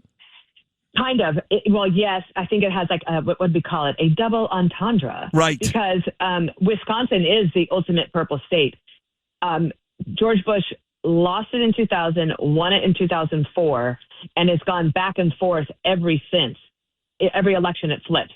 So no matter who runs in 2028, you will hear a lot about Wisconsin because it's the ultimate purple state. One of the things that Hillary Clinton made a big mistake in 2016 is she didn't bother going to Michigan and Wisconsin, even though the campaign people on the ground were saying, we could use your help. Well, she didn't go, and obviously she might have lost anyway, but I know that the Democrats look to Wisconsin now as like the place to win. You know what's funny about that Hillary Clinton story, Dana, the great Dana Perino here? You know who took her to task for that? Bill, her own husband. He actually, you remember that? You remember that? Because he's a good campaigner. Yeah. He's like, honey, what are you doing? You're practically giving this to President Trump. So Dot, I guess, is the protagonist in this book. I know these other characters, Danny Dawson, hockey-loving local. I love hockey, too. Big Ranger fan. But Dot is you do, too. So Dot is the protagonist, and by the time you finish this book, will the reader love Dot? How will the reader feel about Dot? Yeah. This is one of the things that I love about this is because I feel like we're at a time, especially when young women are cutting themselves off from half of the dating pool because they'll say, I would never date anybody who would disagree with me or vote differently. And I feel like these girls make really good decisions. And I know to a person who's read the book so far, they all like all three of the characters, all three girls, all three guys. And I'm not going to give away the ending, but I will say that, you're going to cry at the end, but it'll be happy tears. Even you, Sid, even you will cry. Oh, I'm a big crier. I cry at everything. They actually call me the John Boehner of radio. I cry at everything. Yeah, I'm a big crier, too. I cry at everything happy. Yeah, well, me too. I cry happy. I cry sad. Listen, I got to tell you the truth. We mentioned Wisconsin in your great book here, Purple State. I arrived for the RNC. I was talking at the beginning of the show about this Hulk Hogan piece on Netflix. One of the best pieces I've ever seen. I'm not a big wrestling guy. I love Hulk. I really loved him from the last couple of months with President Trump. But I love this piece, and it made me cry. But I got to Wisconsin for the RNC Saturday morning. I was sitting on my bed in my hotel room. I had just hung up my clothes, watching Fox News when the president was shot in Butler, Pennsylvania, and I started to cry. I said, I don't know if he was dead or alive. And here we are, right? That was in Wisconsin, ironically. And I just saw this Hulk Hogan piece, and they play his great speech at the RNC. And here we are, Dana Perino, going through it again. And it will happen again. And it will happen again. And if God is good to us, the Secret Service will get a little better at their job and make sure that our friend doesn't end up dead. This is a very scary time in our country. In addition, I would say that, some people will say, well, look, if you look at our country, we've had political violence since our founding in 250 years ago. One thing that's different right now is the people who are committing the violence right now, they're most, the through line is on the left. They're also highly educated, and they're rationalizing it by saying, well, if he's Hitler, I got to do something. And they're not taking the responsibility of somebody who understands right from wrong. They think it is correct and right and morally, that they are morally obligated to do something. And so you look at, I would even put this, I would say about Luigi Mangione, and all of a sudden he has all of these fans. And Sid, I don't know what we do about that. I think the first thing we have to do is diagnose the problem. And what I've seen since Saturday night's White House Correspondents' Dinner is that there were 2 hours of unity led by President Trump. And then we were right back to it where the left, like Hakeem Jeffries, saying, well, it's both sides. It's both sides. And that will lead you to not solving the problem if you don't diagnose it correctly. It reminded me, I know you got to run, but yesterday the king laid the wreath at the 9/11 site, and it made me nauseous that Mamdani was there. Mamdani, his best buddy, is Hassan Piker. He admits that, okay? He's never distanced himself from Hassan, and we know, of course, the whole story. He was a guest on Hassan's podcast, and Hassan the Hun said America deserved 9/11. He got no pushback, zero from Mamdani. So Mamdani should never, I don't care if he's the mayor, okay? He should never, ever, ever be anywhere near that sacred site where 3,000 of our beautiful New Yorkers died just from going to work that day, okay? He's a bad guy. Get him out of there. So anyway, he's over there yesterday. But after 9/11, I remember it was the same, kind of the same in that people love the cops. They love the firefighters. They love the first responders. And 2 weeks after that, cops were back to being pigs. I don't know what it is about our country, but they can't seem to grasp the notion that the way they feel the day after some tragedy is probably the way they should feel for an extended period of time. Yes, and Sid, not only are we celebrating this year and marking the 250th anniversary of the founding of our country, but it's somewhat hard to believe, but this September will be the 25th anniversary of 9/11. And America has never forgotten. And certainly at Fox News, we cover the entire ceremony every year.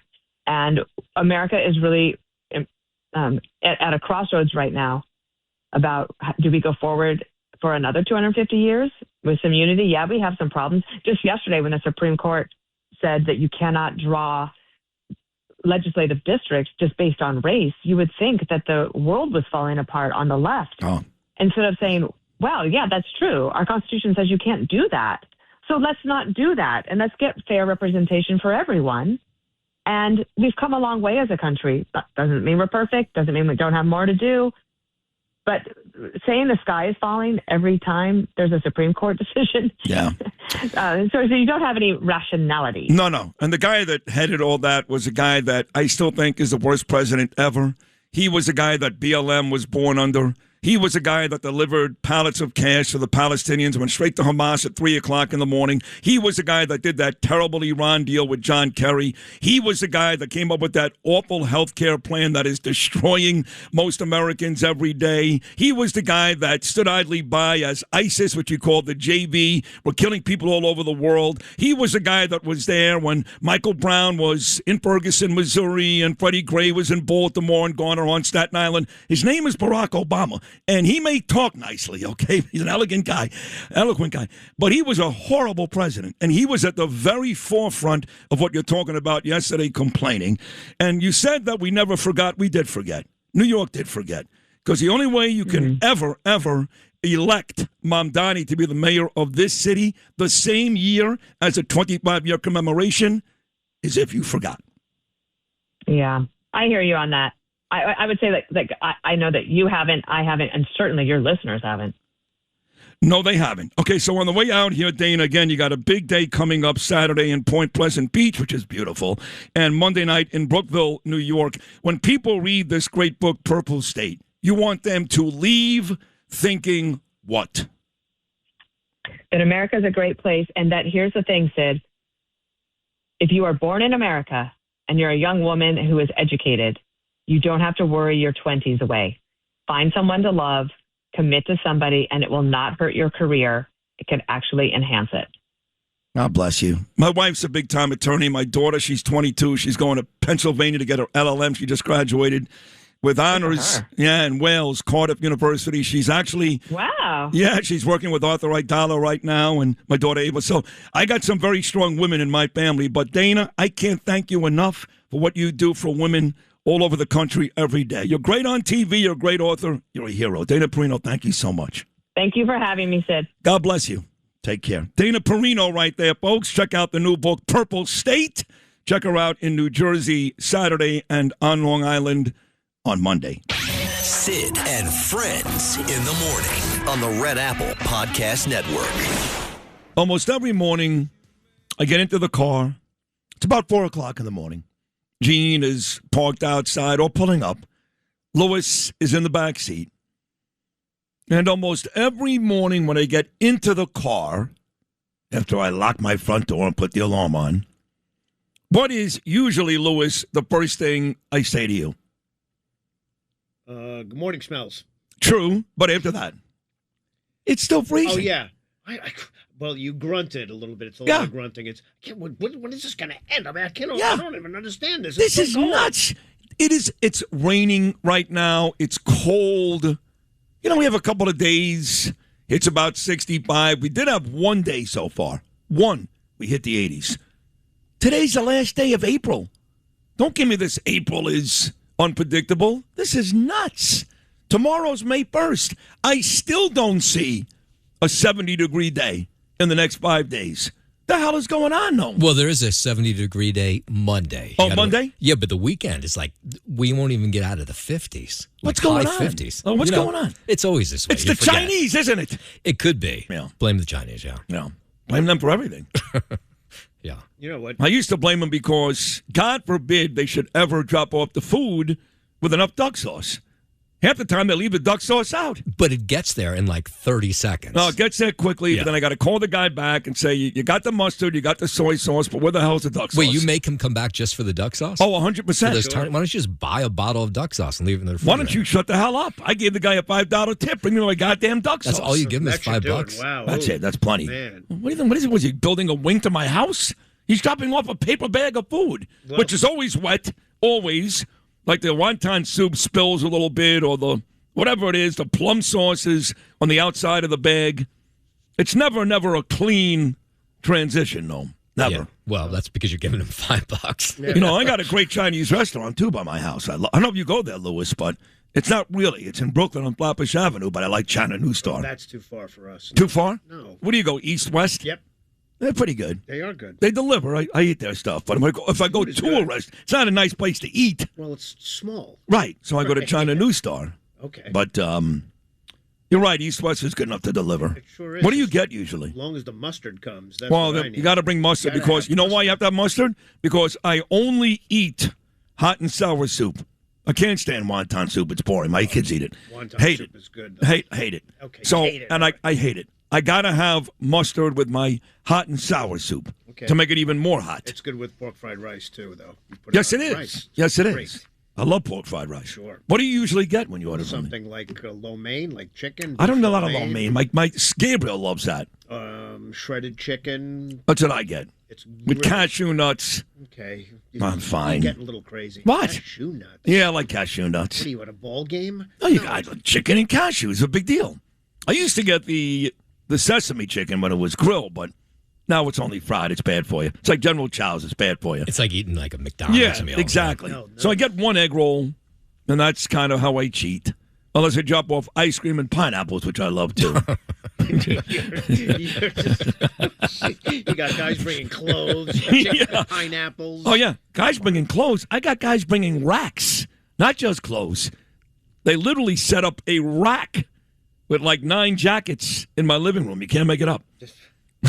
I hope you're tipping them more than $5 for doing that.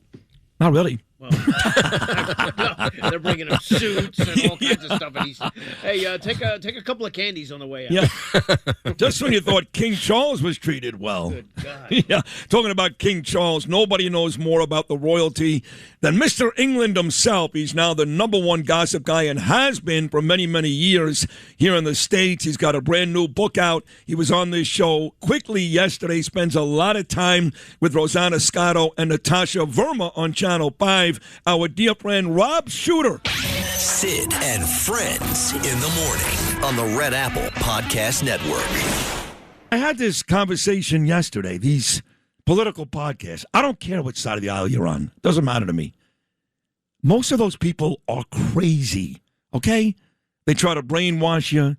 They're conspiracy theorists. They lie on both sides. There's all kinds of maniacs out there. They get big numbers. I understand they get big numbers. So what? So does the Kardashians. Sorry, Rob, I know you love the Kardashians, but that doesn't mean anything because you get big numbers. I mean, I brag about our numbers, but this show is different. You never know what you're going to hear. And we cover everything from my kids to the Mets to Trump to King Charles to New York City. We don't get caught up in nonsense. We're not trying to brainwash you. I really don't care how you feel. I don't care. I'm going to tell you how I feel, and you love it. But I don't care how you feel. That's not what I'm here for every day. So I love what Dana Perino had to say. That was great. Rob Shuter has been everywhere the last couple of days. Rosanna Scotto, Natasha Verma, Channel 5, other networks, because he is Mr. UK, and the King is still here and the Queen. They're in Virginia today. Rob Shuter, how are you, buddy? Welcome back. Hello. We were a little rushed yesterday, weren't we? That Rosanna Scotto dragged me away from my first love, you, Sid. Oh, I love you, too. That was, yeah, she has a lot of nerve, that Rosanna Scotto. Rude. I'm going to go to Fresco today and start throwing dishes all around. How about that? No, I know you did a great job with her. And Natasha, who loves you, too. And, let's get right to it. The King, I thought, was great when he spoke in front of Congress the day before in D.C., but yesterday he had the chance to come here. He went to the 9/11 sacred site. I know his wife ended up in Harlem. They had a great dinner last night. What were your impressions, Rob Shuter, of the King's Day, specifically here in New York City? In New York City, I give him an A+. This is Charles at his best. This is a Queen at her best. This is the secret weapon of the British Empire. These two know how to do it. They know how to turn up. They know how to be chatty. They know how to be gracious. He's a funny guy. So I know people who work at the palace, and they say sometimes, and you see this with politicians, sometimes you see them on TV and they're a little stiff, not that funny, don't have that much personality. They said behind the scenes, Charles is a really good guy. He likes to laugh. He likes bawdy jokes. He was friends with Joan Rivers for decades. They were really close friends. And so I think we got to see a side of Charles on this trip that very few people outside the palace ever get to see. And it's a charming, charming Charles. I hope we get to see it more. Yeah, me too. And I told you this yesterday, the way he spoke about President Trump. They tried to kill him again in D.C. 2 days ago, the way he talked about 9/11. We were with you then. He said, we're with you now. And a lot of politicians say a lot of stuff, but maybe he's got me fooled. But I really believe that King Charles, because his mom loved President Trump as well in this country, I really believe he's being sincere. He is. He is. I can tell you that. He absolutely is. I've been reading nonsense out there that he's not enjoying himself, that he's only here because the British government made him do it. Absolutely nonsense. The king has been having a ball. You can see it in his eyes and the way he speaks and the way he walks. This is a sick man. This is a man who still has cancer, is in his 70s, and he is having the time of his life. I saw them yesterday. I saw them downtown at the 9/11 memorial, and what dignified grace they had. Over 200 Brits were killed on that horrific day, 3,000 other beautiful souls, and it was really touching. They left not only flowers, they had a personal note. I saw the note. They wrote a little card, and they left that, and then they went about their day. She went to the library and read books to kids. He went up to Harlem where he fed the chickens, and then there was a big event late last night at Christie's. It was just a great, great day, and their special friendship with America is real. It's absolutely real. It is not fake. It is not about getting Americans to pay for stuff, or it's not about abusing American power or wealth. There's a genuine friendship there. And yes, one of the friends might be much more powerful, America. One of the friends might have a lot more money, America. But that's like you and me, Sid. Yeah. You're rich, you're powerful, but I love you. Yeah, I'm not sure who's got more money between you and I. I did want to ask about Mike Bloomberg, because I don't know much about the king. But I did notice when I was watching the pregame ceremonies before they started the whole thing, that the guy that was standing next to King Charles most of the time and talking was Mike Bloomberg. Is there a friendship there? I don't know. Yeah, they've known each other for a while, and because Bloomberg is such a business leader, he has lots of interest in Britain and around the world. And let's be honest here, somebody had to stand next to him, and the current mayor wasn't going to be the person to do that. Right. Well, but it's funny you bring up. Yeah, I know you know how much I hate the mayor, and I use that word. Hate the mayor. I hate him. No, I hate his guts. I hate everything about this guy. I hate. And for this idiot, you got the king here, who was gracious enough to come down to that site where, again, you mentioned. I've said it 10 times the last couple of days. 3,000 beautiful souls perished just for going to work. And instead of talking about how happy he was the king was here and at this solemn site, he brings up a crown jewel. He says the king should give it back. By the way, there are 4 different countries, 4, India, Afghanistan, Pakistan, and Iran, who all take claim to this crown jewel. Why would this moron, this mayor, bring that up as the one question he would ask King Charles? Now, thank God he didn't have a chance. There was no one-on-one with the idiot mayor and the king. But why would the mayor even bring that up? Because he's throwing red meat to his base, and it's just so ungracious, and it's not the right moment. And ultimately, he did have a minute with the king. I saw him on the arrival line, and he was giddy. He was giggling. He bottled it. If you're going to say it like you mean it. Remember Wendy Williams used to say that? Have the balls to do it. He didn't. And it's such a wild, untrue claim, and it's nothing to do with the king. Is the mayor going to go to the Met Museum and send back all the Egyptian art and the Temple of Gandour? And, it's a very, very slippery slope that he's getting on. But just a moment that, it was not gracious. It was not a shining hour, but it didn't put a damper on this really magnificent day. I can't say it enough. I hit the phones this morning, Sid, and I spoke to people in Whitehall. That's like the British government. That's where the centre of government is in London. They're thrilled. I spoke to my mom. She's thrilled. The public is thrilled. Charles has been in the shadow of his magnificent mother his whole life. How could you not be? Queen Elizabeth was one of the greats.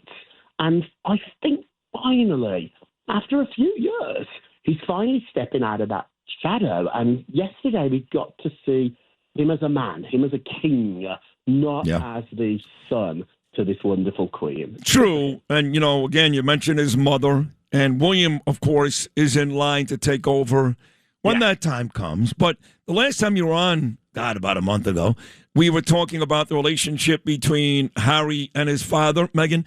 And there was some thought that when the king came to New York, that was going to be his reunion chance with his son, Harry. And then I found out like 3 days ago, right before he got here, that there was not going to be a reunion. And I guess the relationship between the king and his young son is still very strained. It's worse than ever. So my reporting was about a month ago. The Team Sussex, the Sussex's people and the palace people, the king's people, we're talking. He's going to be here for 4 days. Harry and Meghan don't like President Trump. He doesn't like them. They didn't want to go to Washington. So there was plans to get them to New York. Harry and Meghan love New York. They're in New York quite a bit. And so the king, the queen were going to be in New York for the whole day. There was time on that schedule to carve out an hour to meet. And they really were discussing it. And then Harry and Meghan went to Australia. And they did this quasi-royal tour. For 4 days, they swanned around like royals.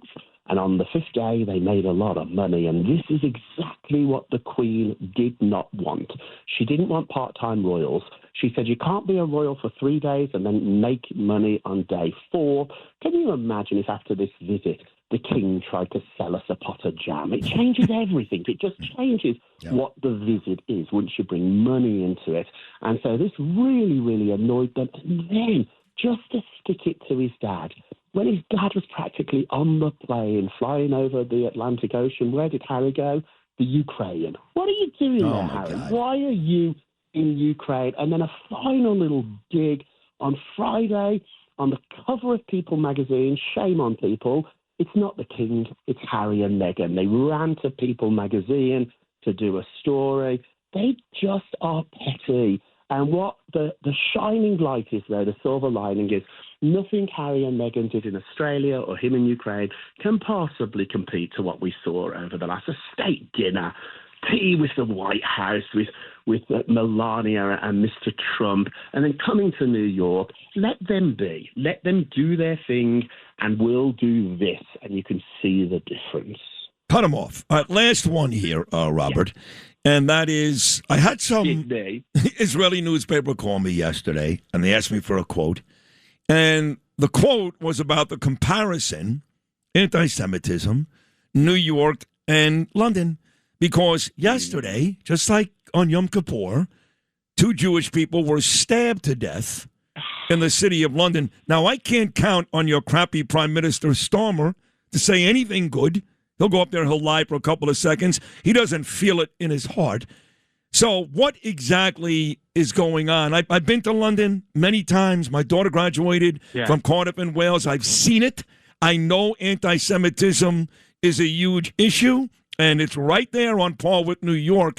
How much of an issue is that for you? Do you guys talk about that back at home? Yeah, it's really rough. I worry about my Jewish friends. I worry about my Jewish family members. It's really rough. But it's not just Britain. This is Europe. Friends of mine in Paris don't feel safe wearing a yarmulke any longer.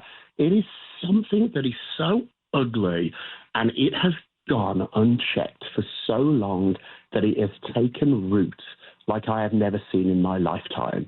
I've always seen Jewish jokes, anti-Semitism, little digs here and there. This isn't that anymore. The genie, the hate genie, has been released from the bottle in Europe, and I hope they can put this genie back in, which we know is really difficult. Once it escapes, once you let it run ravage over a city, over a country, over Europe, it's rough. It's rough, and I wish I could say it's going to stop quickly. I don't see it unless we have leaders, and this is really what leaders do. This is why elections and voting is so important. They set the tone. They decide. It's like having a good headmaster at a school. Once trouble starts, you nip it in the bud. You have to they now have a real problem. It's heartbreaking. We see it here in New York. You've talked about it on your show. It's worse over there. It's worse. It is. No, you're right. And we went to Europe for a week before Eva graduated last July, and we spent time in Paris, and it was unrecognizable to me. I swear to you. Yeah. I mean, the shops are still there and unrecognizable. You walk around London, you walk around Paris, you may as well be in Pakistan. I don't know what the hell is going on. Rob, you are beautiful. You're great. I've been watching all your stuff online with Channel 5. You've been great here. So keep coming back, and good luck with the new book. How's that going? Hey, it's doing great. So I knew I had a big enough fan base to sell books. I knew I was going to be okay. People like you have helped me, Rosanna. I was on Good Morning America. So I knew I was going to be okay. Then I sat down with our friend Megyn Kelly, and she put me into a different stratosphere. Maureen Callahan is another friend of mine who just helped. And so now I'm in the top 10 on Amazon. Wow. I'm officially a best-selling author. And look at you. I know, you fancy when Fifth Avenue, Barnes & Noble asked me to do a signing. I hope you're first online, Sid. Wow. Books, yeah. So it's really going great. When is it? When is it? I haven't got a date yet, but you'll be the first, I tell you. Well, you better invite your husband's friend, Barry Manilow, because I love him. So. I love Barry. I saw him last week. He was in town last week. We went to Cipriani's downtown, and he's such a good guy. I love him. I just want him to sing them at dinner. I'm like, Barry, stop talking, sing. Yeah. Just sing. That's Copacabana. He's like, shut up, Rob, shut up. It's kind of gay. I'm not going to lie to you. Copacabana. At least go with Mandy. It looks like we made it. No.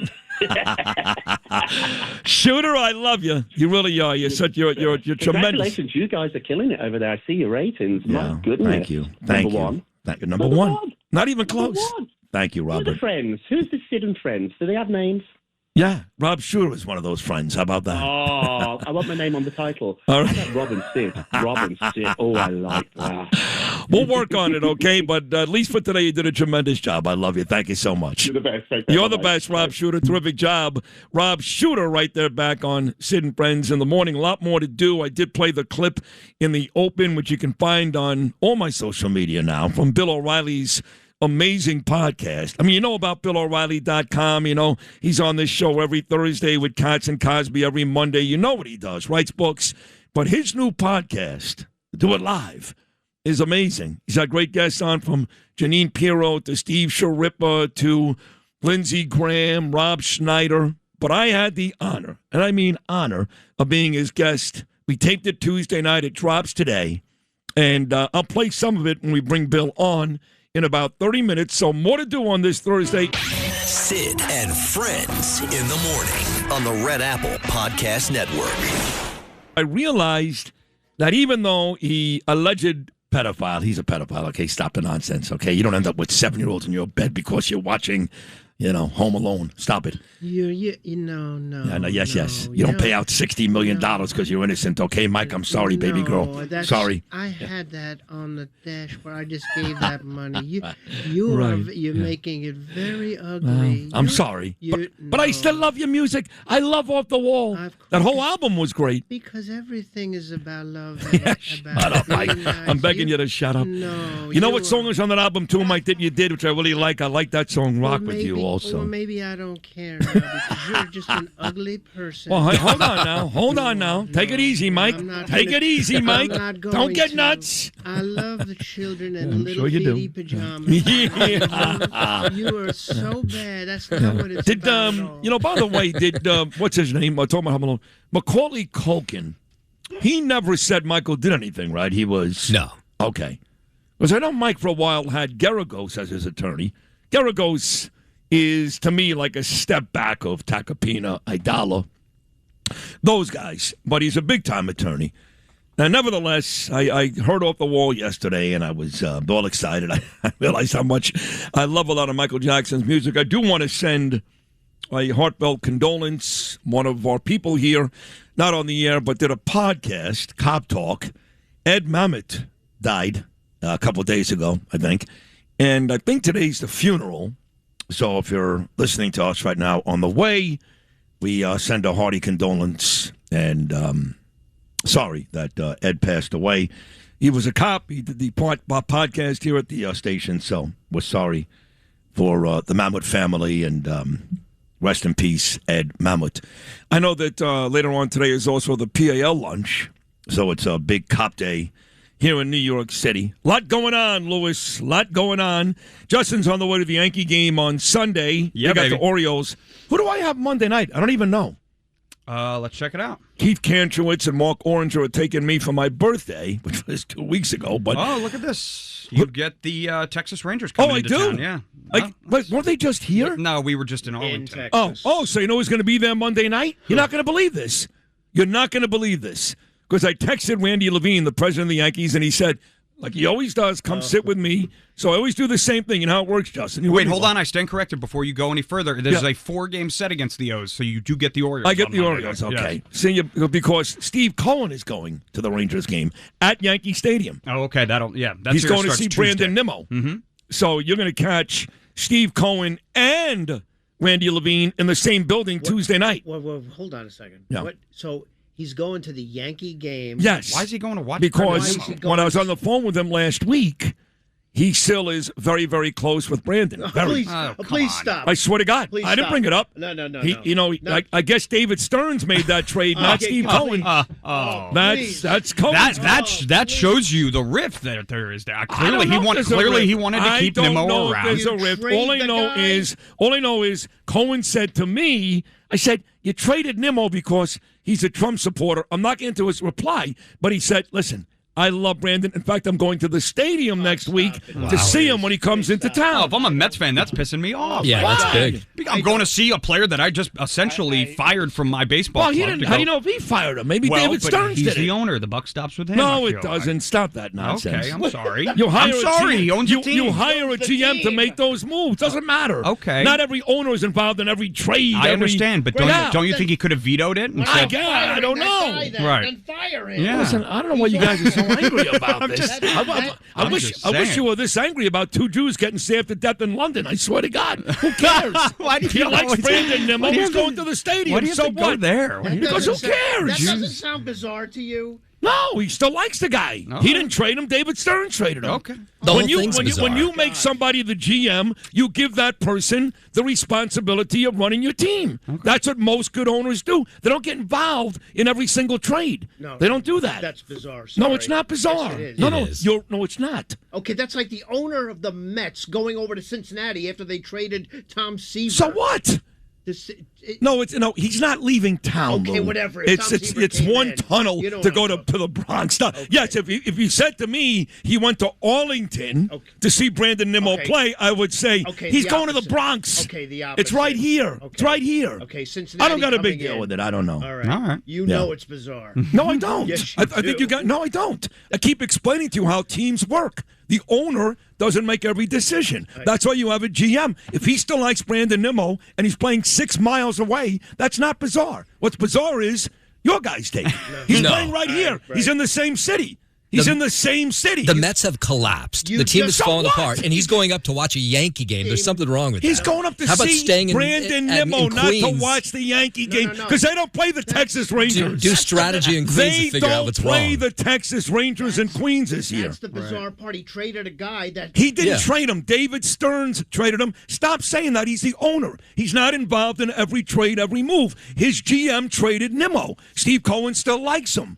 That's it. All right. No. What's the big... What do you mean, no? That is on Saturday Night Live, Lorne Michaels. They don't even order a set of pens. Lou, you're without him. 1,000% wrong here. Yes, you're they not do. even 9 You're 1,000% wrong. That is the You most are wrong. The owner does not get involved in every major trade and every decision. I didn't he say doesn't. that. I did not Okay, say so that. Stearns traded Nimmo and Cohen is still friendly with the guy. Why can't he go see him across town? Okay, so across town. you don't think Stearns goes, I'm going to trade these two guys. What do you think? And you're going to go, I hired you to run this baseball team. Fine. That's Stearns' job. And then That's his job. And now the Mets are in complete disarray. Okay, so and that's on awful. David Stearns. What do you want from Steve Cohen? So he can't leave Queens because the Mets are in last? It's bizarre. They hire a GM to run the team. It's not bizarre. You guys should know more about sports. Your take is bizarre.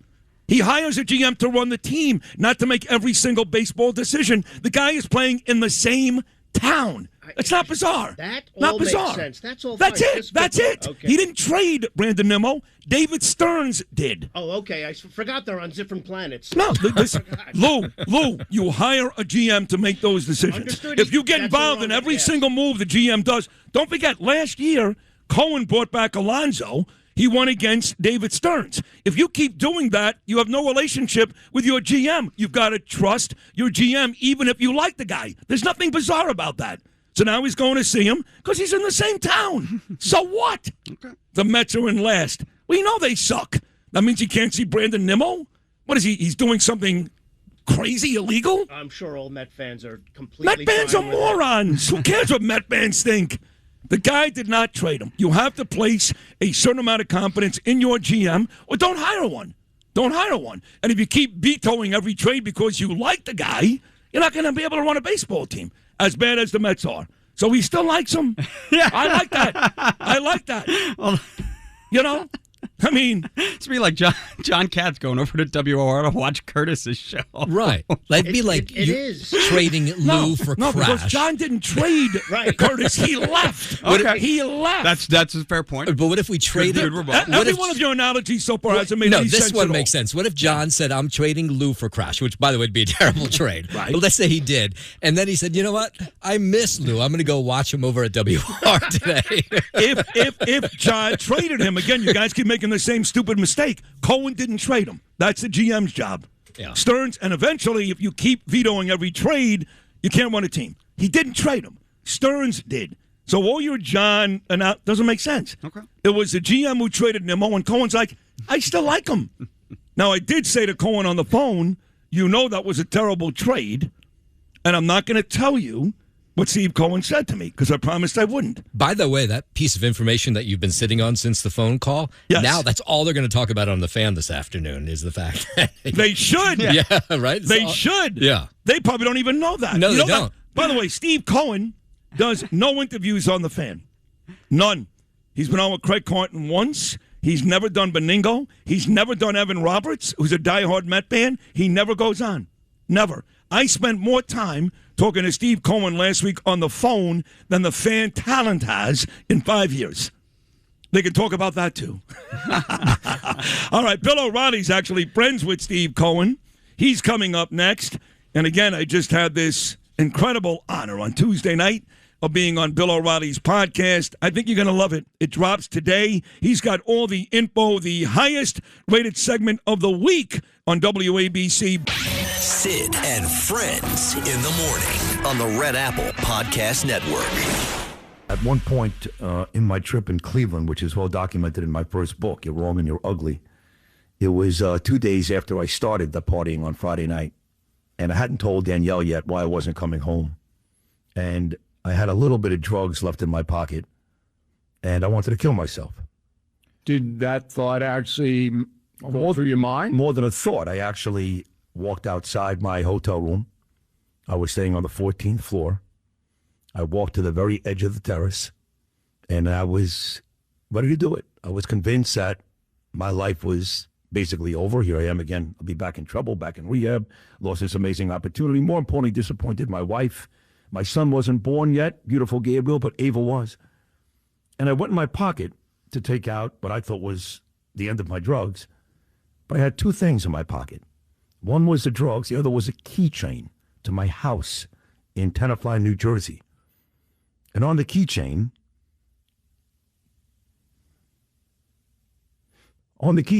was a picture of my daughter Ava, who at the time was about 18 months old. And when I reached for the drugs in my pocket, instead I took out the keychain. And I looked at the picture, and I could have sworn, Bill, she said to me, Daddy, don't do it. So I put the keychain back in my pocket. I called Danielle. I said, I'm coming home. I believe Bill's about to tell us the whole podcast will drop today. That was just a piece of it. And it was pretty intense, but it was fun too, which is what Bill is on this show every Thursday. That's why he's the best ever. He was the best. He still is the best. He'll always be the best, whether it is Thursdays with me or Mondays with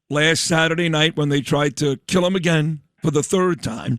And you gave me some specifics on Monday, but a lot of folks know that you're here today, Thursday. So let's go over what you saw and what you heard in D.C. last Saturday night.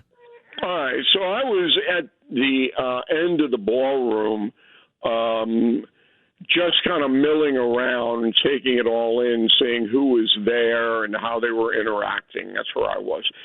There were only 2 or 3 ways to get down into the ballroom from the first floor of the hotel. I was at the bottom of an escalator that you can take down, when all of a sudden I heard the shots. Now, I heard 4 shots. Subsequently, I believe 5 were fired. And then they were loud. But I've heard gunfire before. I mean, I know what it sounds like. And then it couldn't have been more than 30 seconds later. The troops come hauling into the ballroom, the Secret Service, and everybody hits the ground, including my son, who's under the table. And I kind of leaned over and go, "How is it down there?" Because I can't go under the table. I mean, come on. I have to see what's going on. And later on, Spencer said to me, "Hey, Dad, you didn't tell me you were taking me to basic training." I said, "No, good.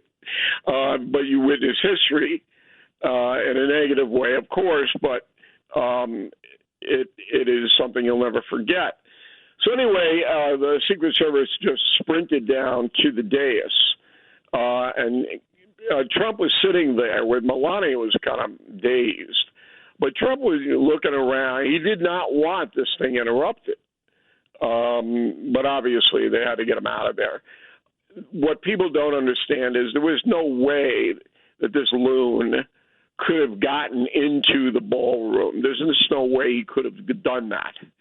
So he knew, because the guy cased the place, that he was sacrificing his own life because he'll never get out of prison. For what? For what? For scaring some people that they go under the table? So there, when I hear people criticize Secret Service and do all this kind of stuff, yeah, there were 5,000 people in that building, 2,000 in the ballroom, 3,000 guests, and he was one of the guests. And he came down a stairway, one of the stairways that you can go through, and nobody interdicted him. But once he got out into the hotel lobby, then it was just seconds before they were on him. Bottom line, just seconds, and they got the job done. And I've been saying all week that you can take certain things the Secret Service did to task, but for me, it's more about the venue. The scarier part for me is that they've tried 3 times, and they're going to keep trying. You know, they haven't really had a great plan yet. The best plan was Butler, because this kid was on a roof not far away and, missed him by, just a pubic hair, basically. The last 2 plans, the golf course, pretty decent plan if Trump makes his way to that specific golf hole and that guy isn't found right before that by Secret Service. This one of the 3 was the least likely to do any real damage. You could have killed somebody else, obviously. But the point here, Bill, is that they continue to try to do this, and I don't see any reason why they're going to stop. It took Hakeem Jeffries 1 day to go from, hey, let's lower the political rhetoric temperature, 1 day to get back to the word warfare. So how is this going to stop? I don't think it's going to stop, but it's going to be very difficult for anybody to approach the president, and he'll get his ballroom now, and he should. I mean, this is all private money, so why are you stopping it? The Heritage Foundation, not the Heritage, it's the Legacy Foundation, the people who look at the buildings and they don't want that changed. So they're holding it up. Why? That would seat 1,700. You don't need a bigger room than that for anything. So that should go through now, just for the safety sake of other presidents. And then when he goes out, the golf thing is where he's most vulnerable. But they've knocked out A1A on Florida past Mar-a-Lago. They shut that down. You can't even go on that street now, ever. So they seem to understand the intensity of this. But beside the actual story, which was a major story, obviously, the reaction to this story is the same. The Kimmel stuff and the 60 Minutes stuff and all of this, and I bring it to my viewers and listeners, and I go, look, if something did happen to President Trump, you think Jimmy Kimmel's going to be disappointed? No. Sorry. So that's the definition of hatred. And then I take it a step further. I go, why are the Disney company funding hatred? Why are they doing that? That's what Kimmel does every day. He tries to demean and deride the President of the United States, the office of First Lady, or even Barron. Right. And so when you say, why do they allow that? I keep going back to the same thing. If you're a ratings monster, it's going to be very hard for ABC to ever fire me. Okay. I'd have to do something really bad because I get the ratings. And when you get ratings, as you know better than anybody, Bill, the best ever, usually ratings translates to revenue. So if you said to me, look, ABC puts up with it because Jimmy Kimmel gets great ratings, nobody watches that show. His ratings aren't bad. They're dismal. Now, I have no idea what his advertisers look like, but he gets dismal ratings. So that begs the question again. Why is ABC loyal to this guy? The only theory I have is because they enjoy it. Really? It's a little more complicated than that. Number one, his anti-Trump stuff, Kimmel's, goes out on social media. Okay, so it goes there. Number two, Disney has taken it right between the eyes on its stock price, on its ability to sell its products. That Dopey Live Snow White thing was one of the biggest bombs in movie history. Yep. But they've been threatened, Disney, by the Hollywood establishment, the talent agencies, saying if you do anything to Jim, then you're not going to get our actors or our producers or our writers. We're not going to do business with you. And so you'll be on an island with no talent. That's the cloak that protects Jimmy Kimmel. You're right. That's it. And you brought up an excellent point, which no one brings up, and that is the amount of traffic they get from his social media, which no one ever takes into account, but is certainly a big deal. And look, let's be honest, Bill, you know that now because BillO'Reilly.com puts on this great show every night, the No Spin News. But when you look even at your stuff, that goes out on social media and your popularity on YouTube, you went from 0 to 2 million in about 15 minutes. You know how important that stuff is. And it's a huge revenue driver for us. And that's why you see people on social media saying the craziest stuff you could say, because then people go in to watch what they're doing and they can sell advertising off that. That's the game. That's the industry, what they do. Yep. So there's a delineation of people like me who use my platform to gather and disseminate and analyze the news. I mean, I was on Piers Morgan, right? Yeah, sure. Okay, from London yesterday. Oh, you were? So I go on him, and they're obsessed with Tucker Carlson over there for some reason. They like him? Why. They like him or don't like him? I think that it's divided, but he's always a topic of conversation in the London media. Well, if you told me, if you told them they liked them in London, I would say, of course they do. They killed 2 more Jews in London yesterday. Of course they like them. I mean, you can extrapolate it any way you want. Right. Okay. But they wanted me to say horrible things about Tucker Carlson. That's what the bait was. Yeah. And I'm not going to take the bait. I would have done it. Do that. They should have called me. If Tucker Carlson wants to debate me anywhere, anytime, I'm ready to go. Please, he'll kill him. He'll kill him. But I'm not going to backstab these people.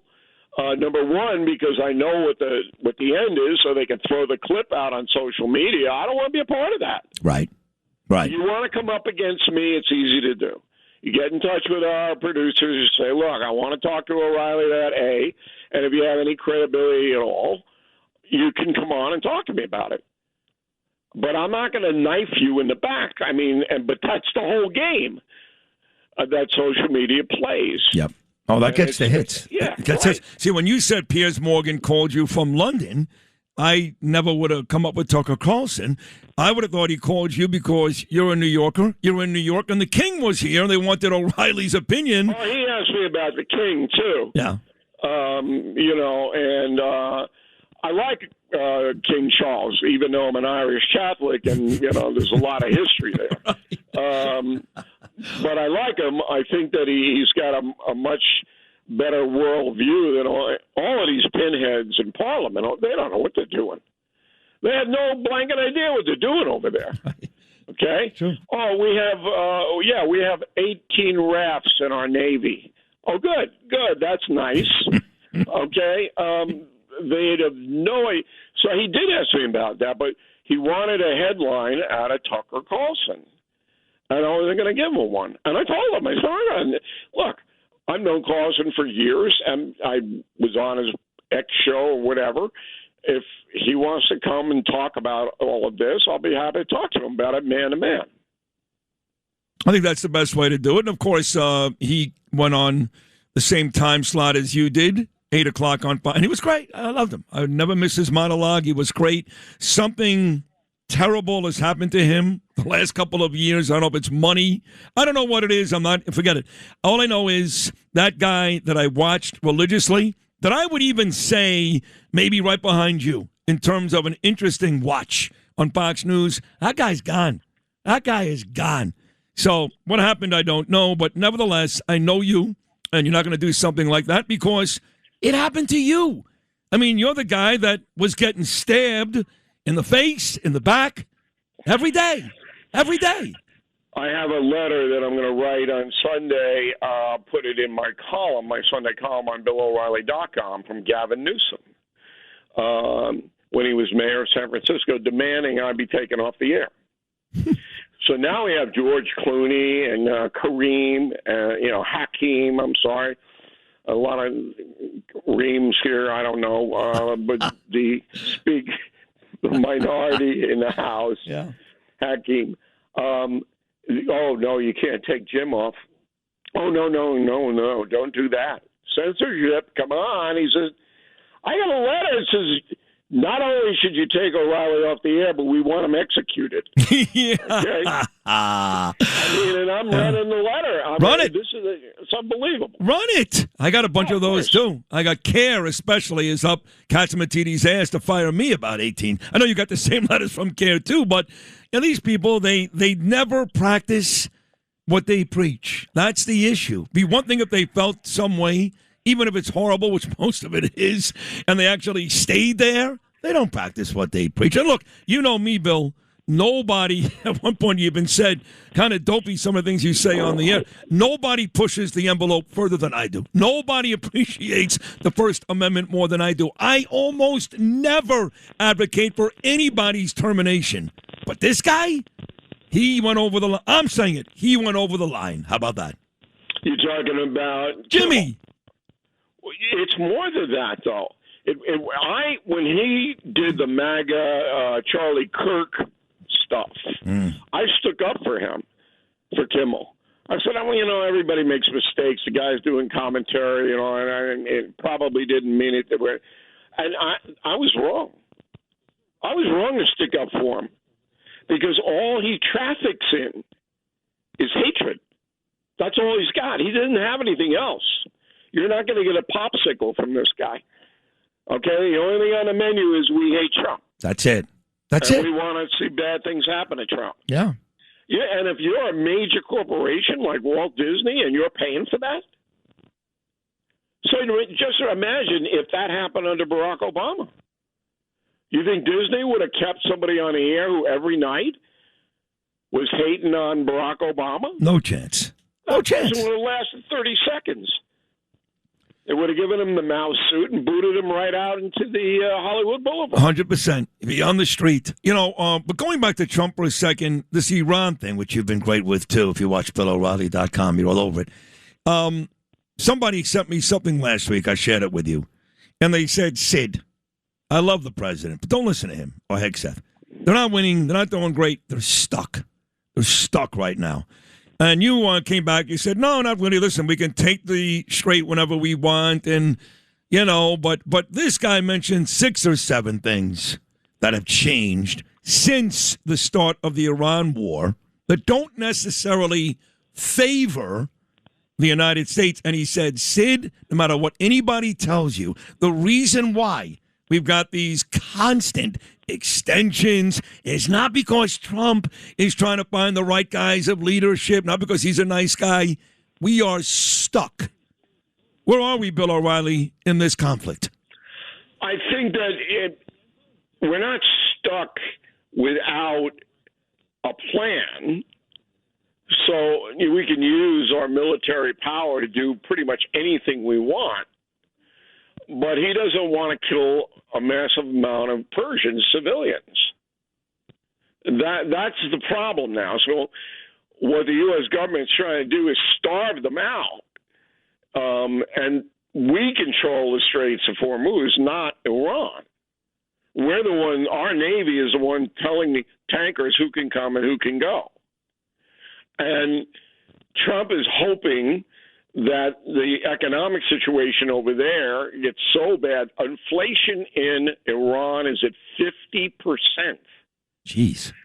So what cost an apple 6 weeks ago has doubled in price, and the Persians have no way to make the money up. So they can't get the apple. So that's the trend over there.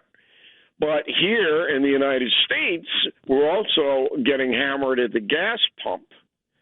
And if it continues to go on much longer, that'll be the end of the Republicans in the midterms. Perfect. That's exactly. People are angry. No, that's exactly where I want to end this. This great conversation, which nobody wants to end. Trust me, I'm getting a million messages how great this is.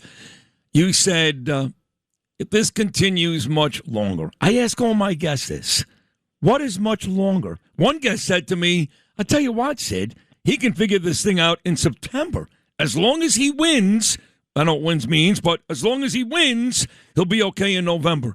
I don't believe that's true. So when you say to me, when it's over, how long can we do this? A month, 2 months? Don't tell me we can get into the summer and this is still going on. We're going to lose in November, we meaning me. So what is the time, in your estimation, this needs to get done?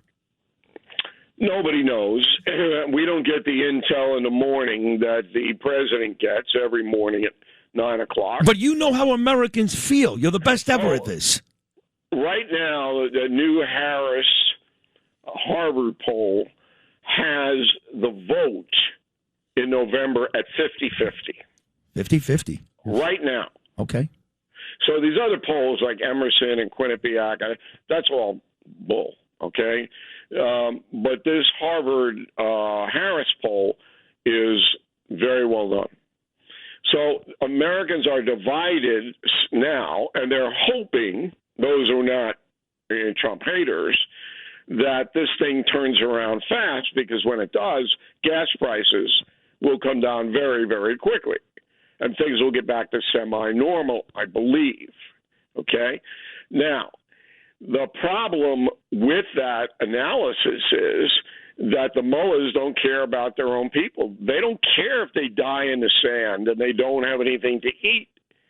So you can hold out. Hitler held out a year longer than he should have in World War II because the German people were so fanatical and he has such a tight reign over everybody. He's gunning them down just like the mullahs are gunning their own people down. So they can extend that. The Iranians can. But Trump believes he's going to win. I said in the beginning, this is the biggest gamble he has ever taken in any way in his whole life, because it's so hard to control things in the Middle East. So hard It's not like dealing with Venezuela or one of these countries. Okay, it's a whole theocracy thing here. And so right now, I would say within 2 weeks, something dramatic is going to have to happen.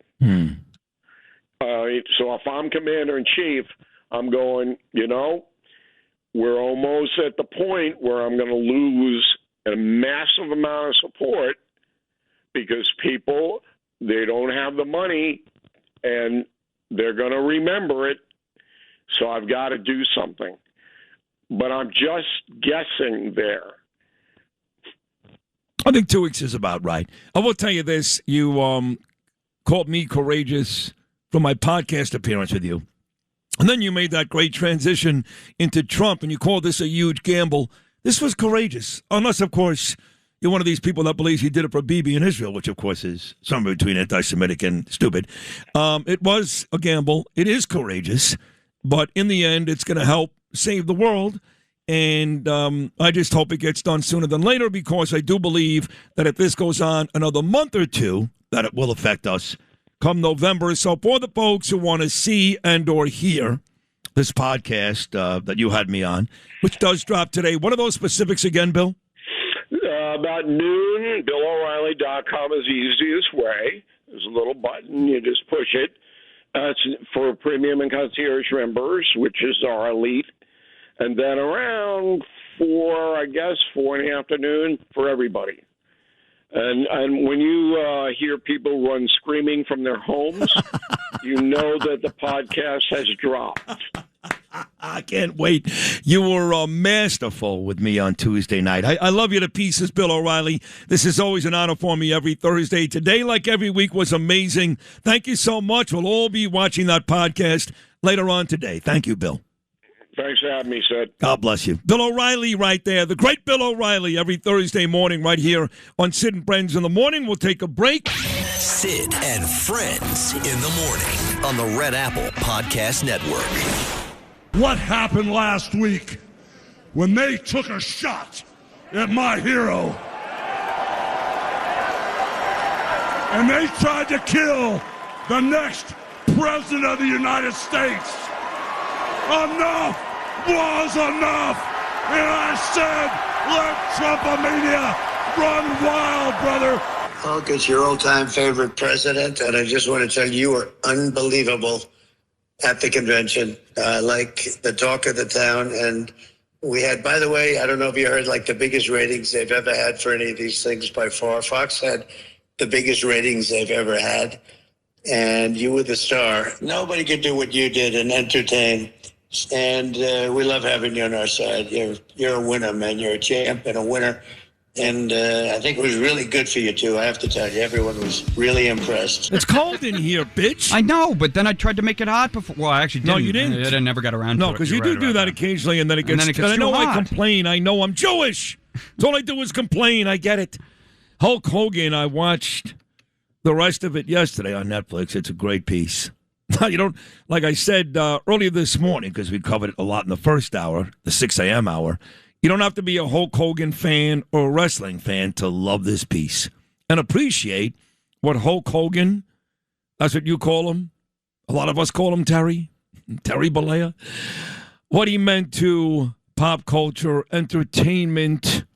He transcended wrestling, obviously. Heard President Trump, the message that President Trump left for Hulk Hogan the day after Hulk Hogan had that amazing speech at the RNC in Wisconsin. You know, I was 25 feet away from Hulk that night, right there on the floor at the New York contingent. It was amazing. Mike Lawler was crying. I swear to God. He was like these teenage girls that would go see Michael Jackson or Taylor Swift. They start crying. That was Mike Lawler with Hulk Hogan. I swear. He made me take a picture where I can get Lawler standing in front of the stage and Hulk Hogan behind him. I said, Mikey, come on, man. You're a big-time congressman. President Trump calls you Mr. Salt. He loves Hulk. So I watched it. I cried. I loved it. And I wasn't a huge Hulk Hogan fan. I wasn't a huge wrestling fan. I knew them all. Interviewed a lot of them in the late 1990s with Scott Kaplan down in Fort Lauderdale, not far from the Hollywood Sportatorium, where Mean Gene Oakland and all those guys, early on when I first started watching it, all those guys had major events down there. I've never gone to a WrestleMania event, and Trump did host. They got confused. The piece said it was WrestleMania 4.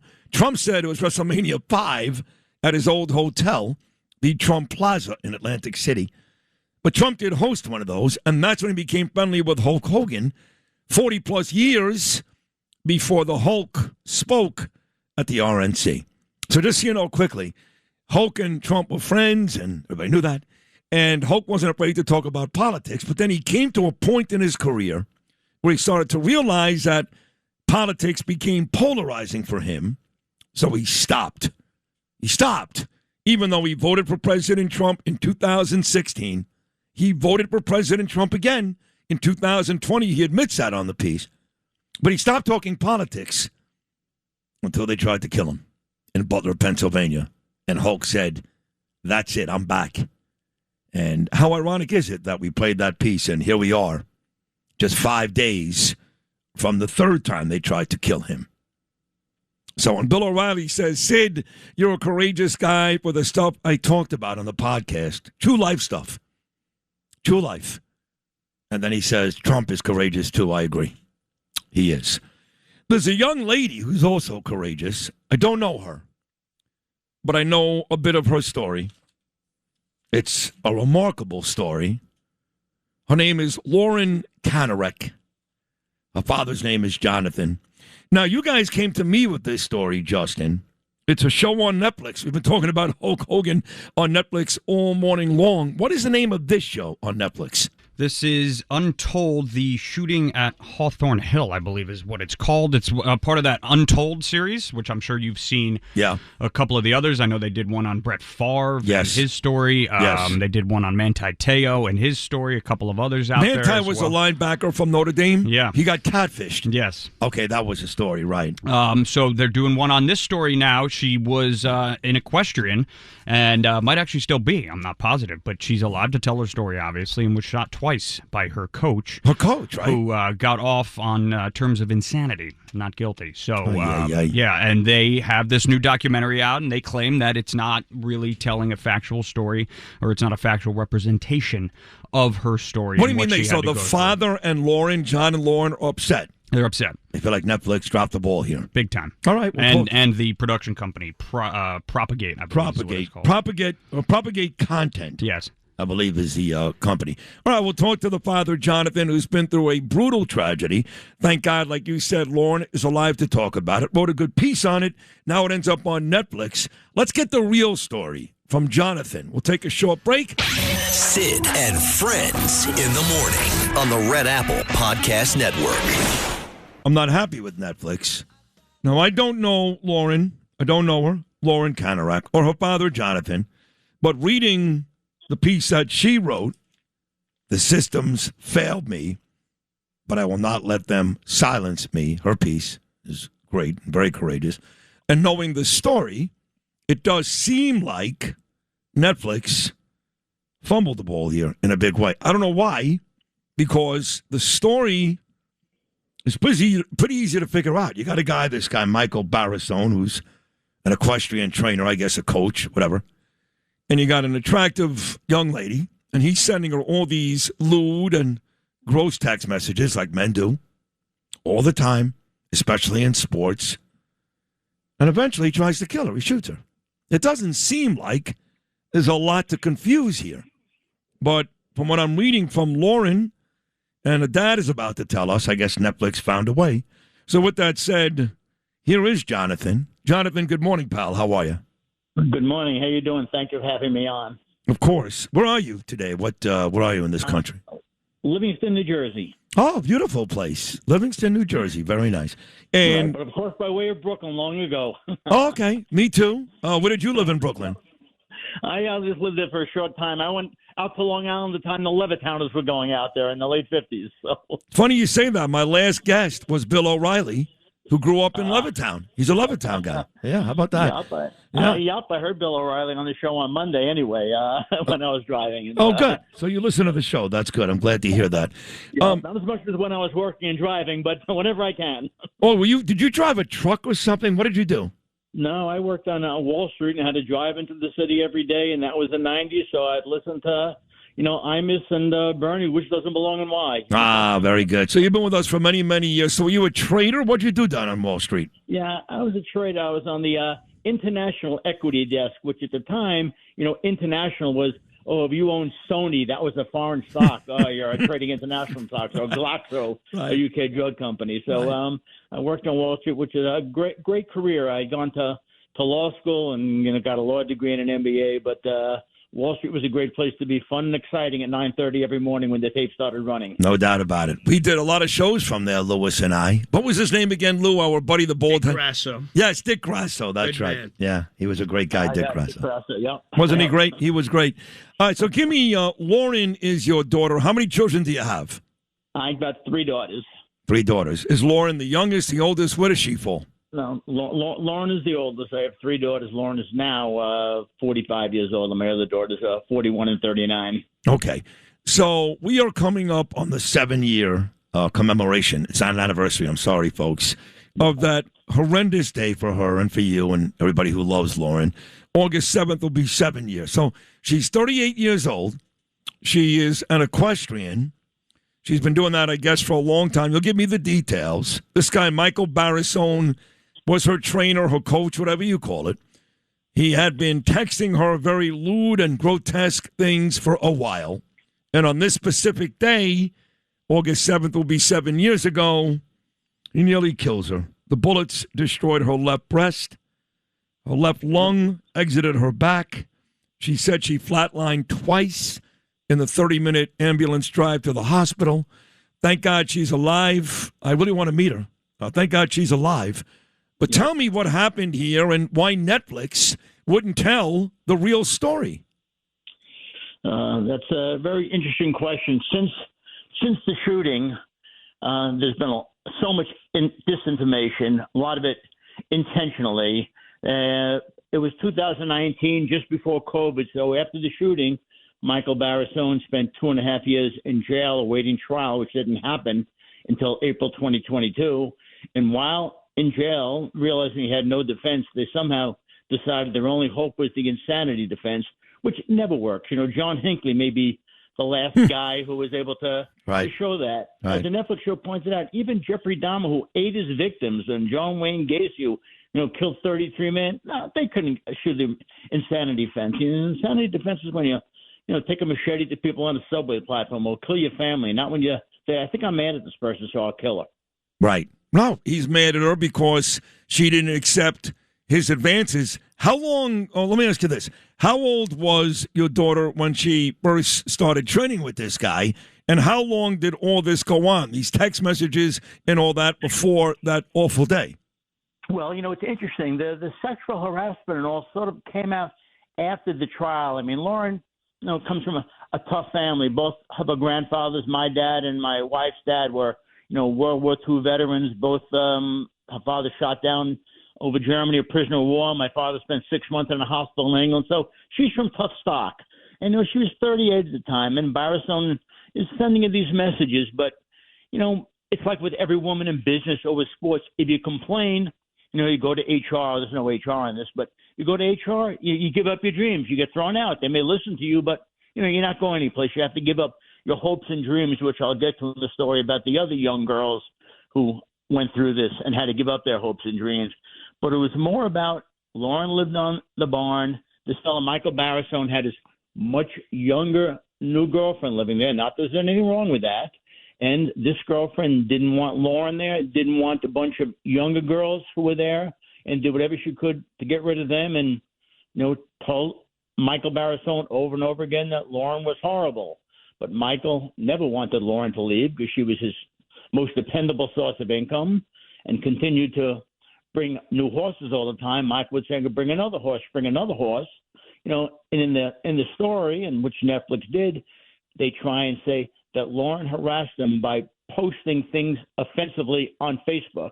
Forgetting effect, Michael Barrisone never had a Facebook account in his life, but his girlfriend saying, look what she's posting. And, it had nothing to do with Barrisone.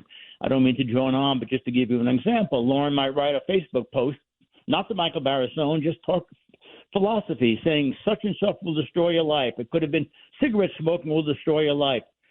Netflix puts in bold, destroy your life. 3 words from like a 500-word essay. Mm-hmm. Yeah, and another example, she's talking to her cousin online about Broadway theater, talking about Hugh Jackman singing, look out, because here I come, and The Greatest Showman.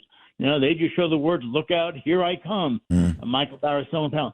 She was threatening him by saying these things on posts that, weren't Facebook posts. Weren't to Michael Barristone, not the sort of thing members of Congress get every day, just a regular post, and they went through them and, found the line, and they can do that with anybody. They could do it with my Facebook post. Not that I'm on it for anybody's. Right. So was the girlfriend ever in trouble in this case? No, the girlfriend was never in trouble, unfortunately. Say Sport, I don't know if you've heard of them.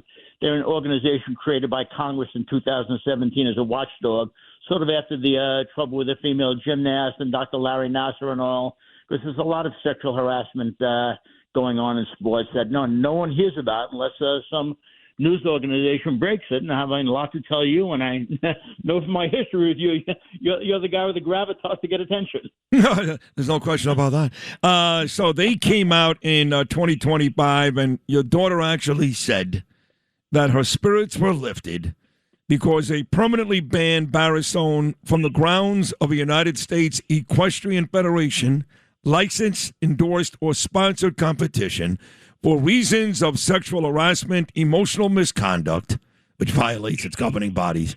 According to the Safe Sport website, his violations are subject to appeal. It's not final yet, but like you said, at least Safe Sport took some action. Why do you think, John, if you had to theorize, you or your daughter Lauren, I'm sure he's had these conversations, why do you think Netflix made him look better and your daughter look worse? I have no idea other than, I guess, for ratings. I mean, they approached us. There had been a previous episode on the CBS crime show, 48 Hours, which is an outrageous lie. And Barry Weiss wasn't there at the time, but I'd like to get a hold of her and have her watch the show and apologize to my daughter and fire everyone associated with that show because that was a pack of lies. And Netflix got in touch with us shortly after this, got in touch with me and Lauren and said, we saw the show. It was outrageous lies. We want to do a show, giving you a chance to write the record. We'll even do a split screen showing 48 Hours lies along with the truth. And they, come after us, and we had other people wanting to talk to us, and they said, this is Propagate, basically. And we're on Netflix. We have, hundreds of millions of viewers. We're the place to go. And we eventually signed up. Shortly after signing up, we came to realize they were lying to us from the start. They didn't want to tell Lauren's side of the story. And Lauren had said, the one thing we don't want is a he said, she said. We want to tell our story. They said, fine. And right away it became apparent they wanted to do a CBS Part 2, telling Barristone's story that he was driven crazy by Lauren.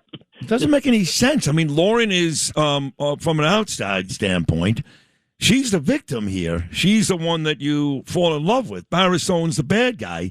Do you have a political history? I'm being serious here because Netflix, there are a bunch of liberals over there. They love Letterman and Obama and CBS as well before Barry Weiss. Are you guys known Trump supporters or anything like that? No, the only bad thing about me is I'm a Met fan. Yeah, well, that can hurt you. All right, so there was nothing out there politically that would make Netflix or CBS say, I don't like Lauren because she went to a Trump rally. Nothing like that.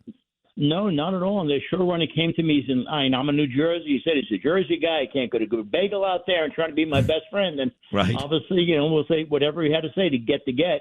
And then as soon as we signed on, was in bed with Barristone, and they came to talk to us in Florida and heard our story. And I said, here's the lies their lawyers told. And, don't even want to get into the criminal justice system, which we were talking about Monday with Jonathan Diller and all, how horrible it is. But, right. To lies and lies to the jury. And I expect every defendant to get a vigorous defense. They're entitled to it. But their attorney lied and lied and lied. And, so did they. They'd seen the show and wanted to, I have no idea why they lied to us. I mean, the best reason we have, this show was initially called the Dark Horse Project. That was their original name for it, the name they were going with.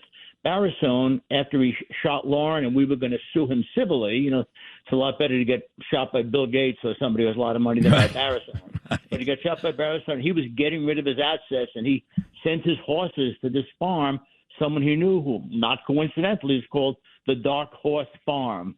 And Untold is decided this show should be the Dark Horse Project. I mean, that's too big of a coincidence. You know, Untold, Propagate was getting their information from a close friend of Barrisone and urged to do the show, and we called them out. They changed the name to the shooting at Hawthorne Hill rather than Dark Horse Project. Now, where exactly is Hawthorne Hill? I'm just curious. It's in Long Valley, New Jersey, about 45, 55 minutes west of Livingston. Got it. And how is Lauren today? Lauren is okay, and I keep urging because she's so upset and she gets death threats all the time. You know, first because of the 48 Hours show, and now because of the Netflix show. You know, calling her horrible names because they believe she's some entitled woman who got what she deserved because of what she posted on Facebook. But she's okay physically. She's riding her horses again. Wow. We're trying to get through this, and we hope to shine a bright light on this, particularly about the sexual harassment, which had less to do with Lauren. Barrisone, as you read, is banned for sexual harassment. That has to do with 16-year-old girls who came forward during the same. Do you know how many girls exactly, Jonathan, complained? Well, there were a couple of young girls living there when Lauren got there. They were called working students. They had equestrian dreams, and there were three of them. One who actually became a complainant. I mean, there are other girls and women who are so afraid of Barrisone that he's back out of jail, out of a mental institution, living in Florida. They carry a mace, and they might have taught this age, but some of them said, "Don't use my name." But this one woman and her sister and others were brave enough to come forward and say they were good Christian girls from North Carolina back when they came there. And Barrisone stole their childhoods with his nonstop sexual harassment, giving them hooker names. Your name is Sparkles, telling what the back of a minivan was for, talking about their panties, and that's what Safe Sport banned them for. And my concerns, and one of the reasons I wanted to talk to you, you mentioned he's appealing this because he thinks no big deal. His lawyers have said the punishment doesn't fit the crime. So what if he ruined some 16-year-old girl's child and ruined their equestrian dream? All right, well, I'm with this. Your daughter wrote at the very end of her fine piece, "I was the victim. I am the survivor. Lies will not erase the truth." You guys are welcome to come in together anytime you want, John, you and Lauren. But at the very least, I hope I can help you a little bit here today. CBS and Netflix should both be ashamed of themselves. And Michael Barrisone, your worst day is still coming. Trust me, wow. All right, listen, John, great job today. Thank you so much, and God bless you. Thank you so much. I look to talk to you further. Thank you. We will. John, right there, that is Lauren's dad, John Karanek. And that's going to do it for today. Lewis, amazing job as always. The great Lou Ruffino, Justin Ellick, terrific work. Noam Layden, great. Lizzie Radabellish, one of the all-time greats. Lizzie, I love you. We're done for today. And as Gene says, God willing, we'll all be back for a big Friday show to wrap up the week tomorrow. Thanks for listening to Sid and Friends in the Morning. You can hear Sid and Friends in the Morning weekday mornings at 6. If you like the podcast, share it with your friends and listen anytime at WABCRadio.com and download the WABC Radio app. Hit that subscribe button on all major podcast platforms. Plus, follow WABC on social on Instagram, TikTok, Facebook, and X. See you next time for a new episode so you never have to wonder. What the heck is going on here?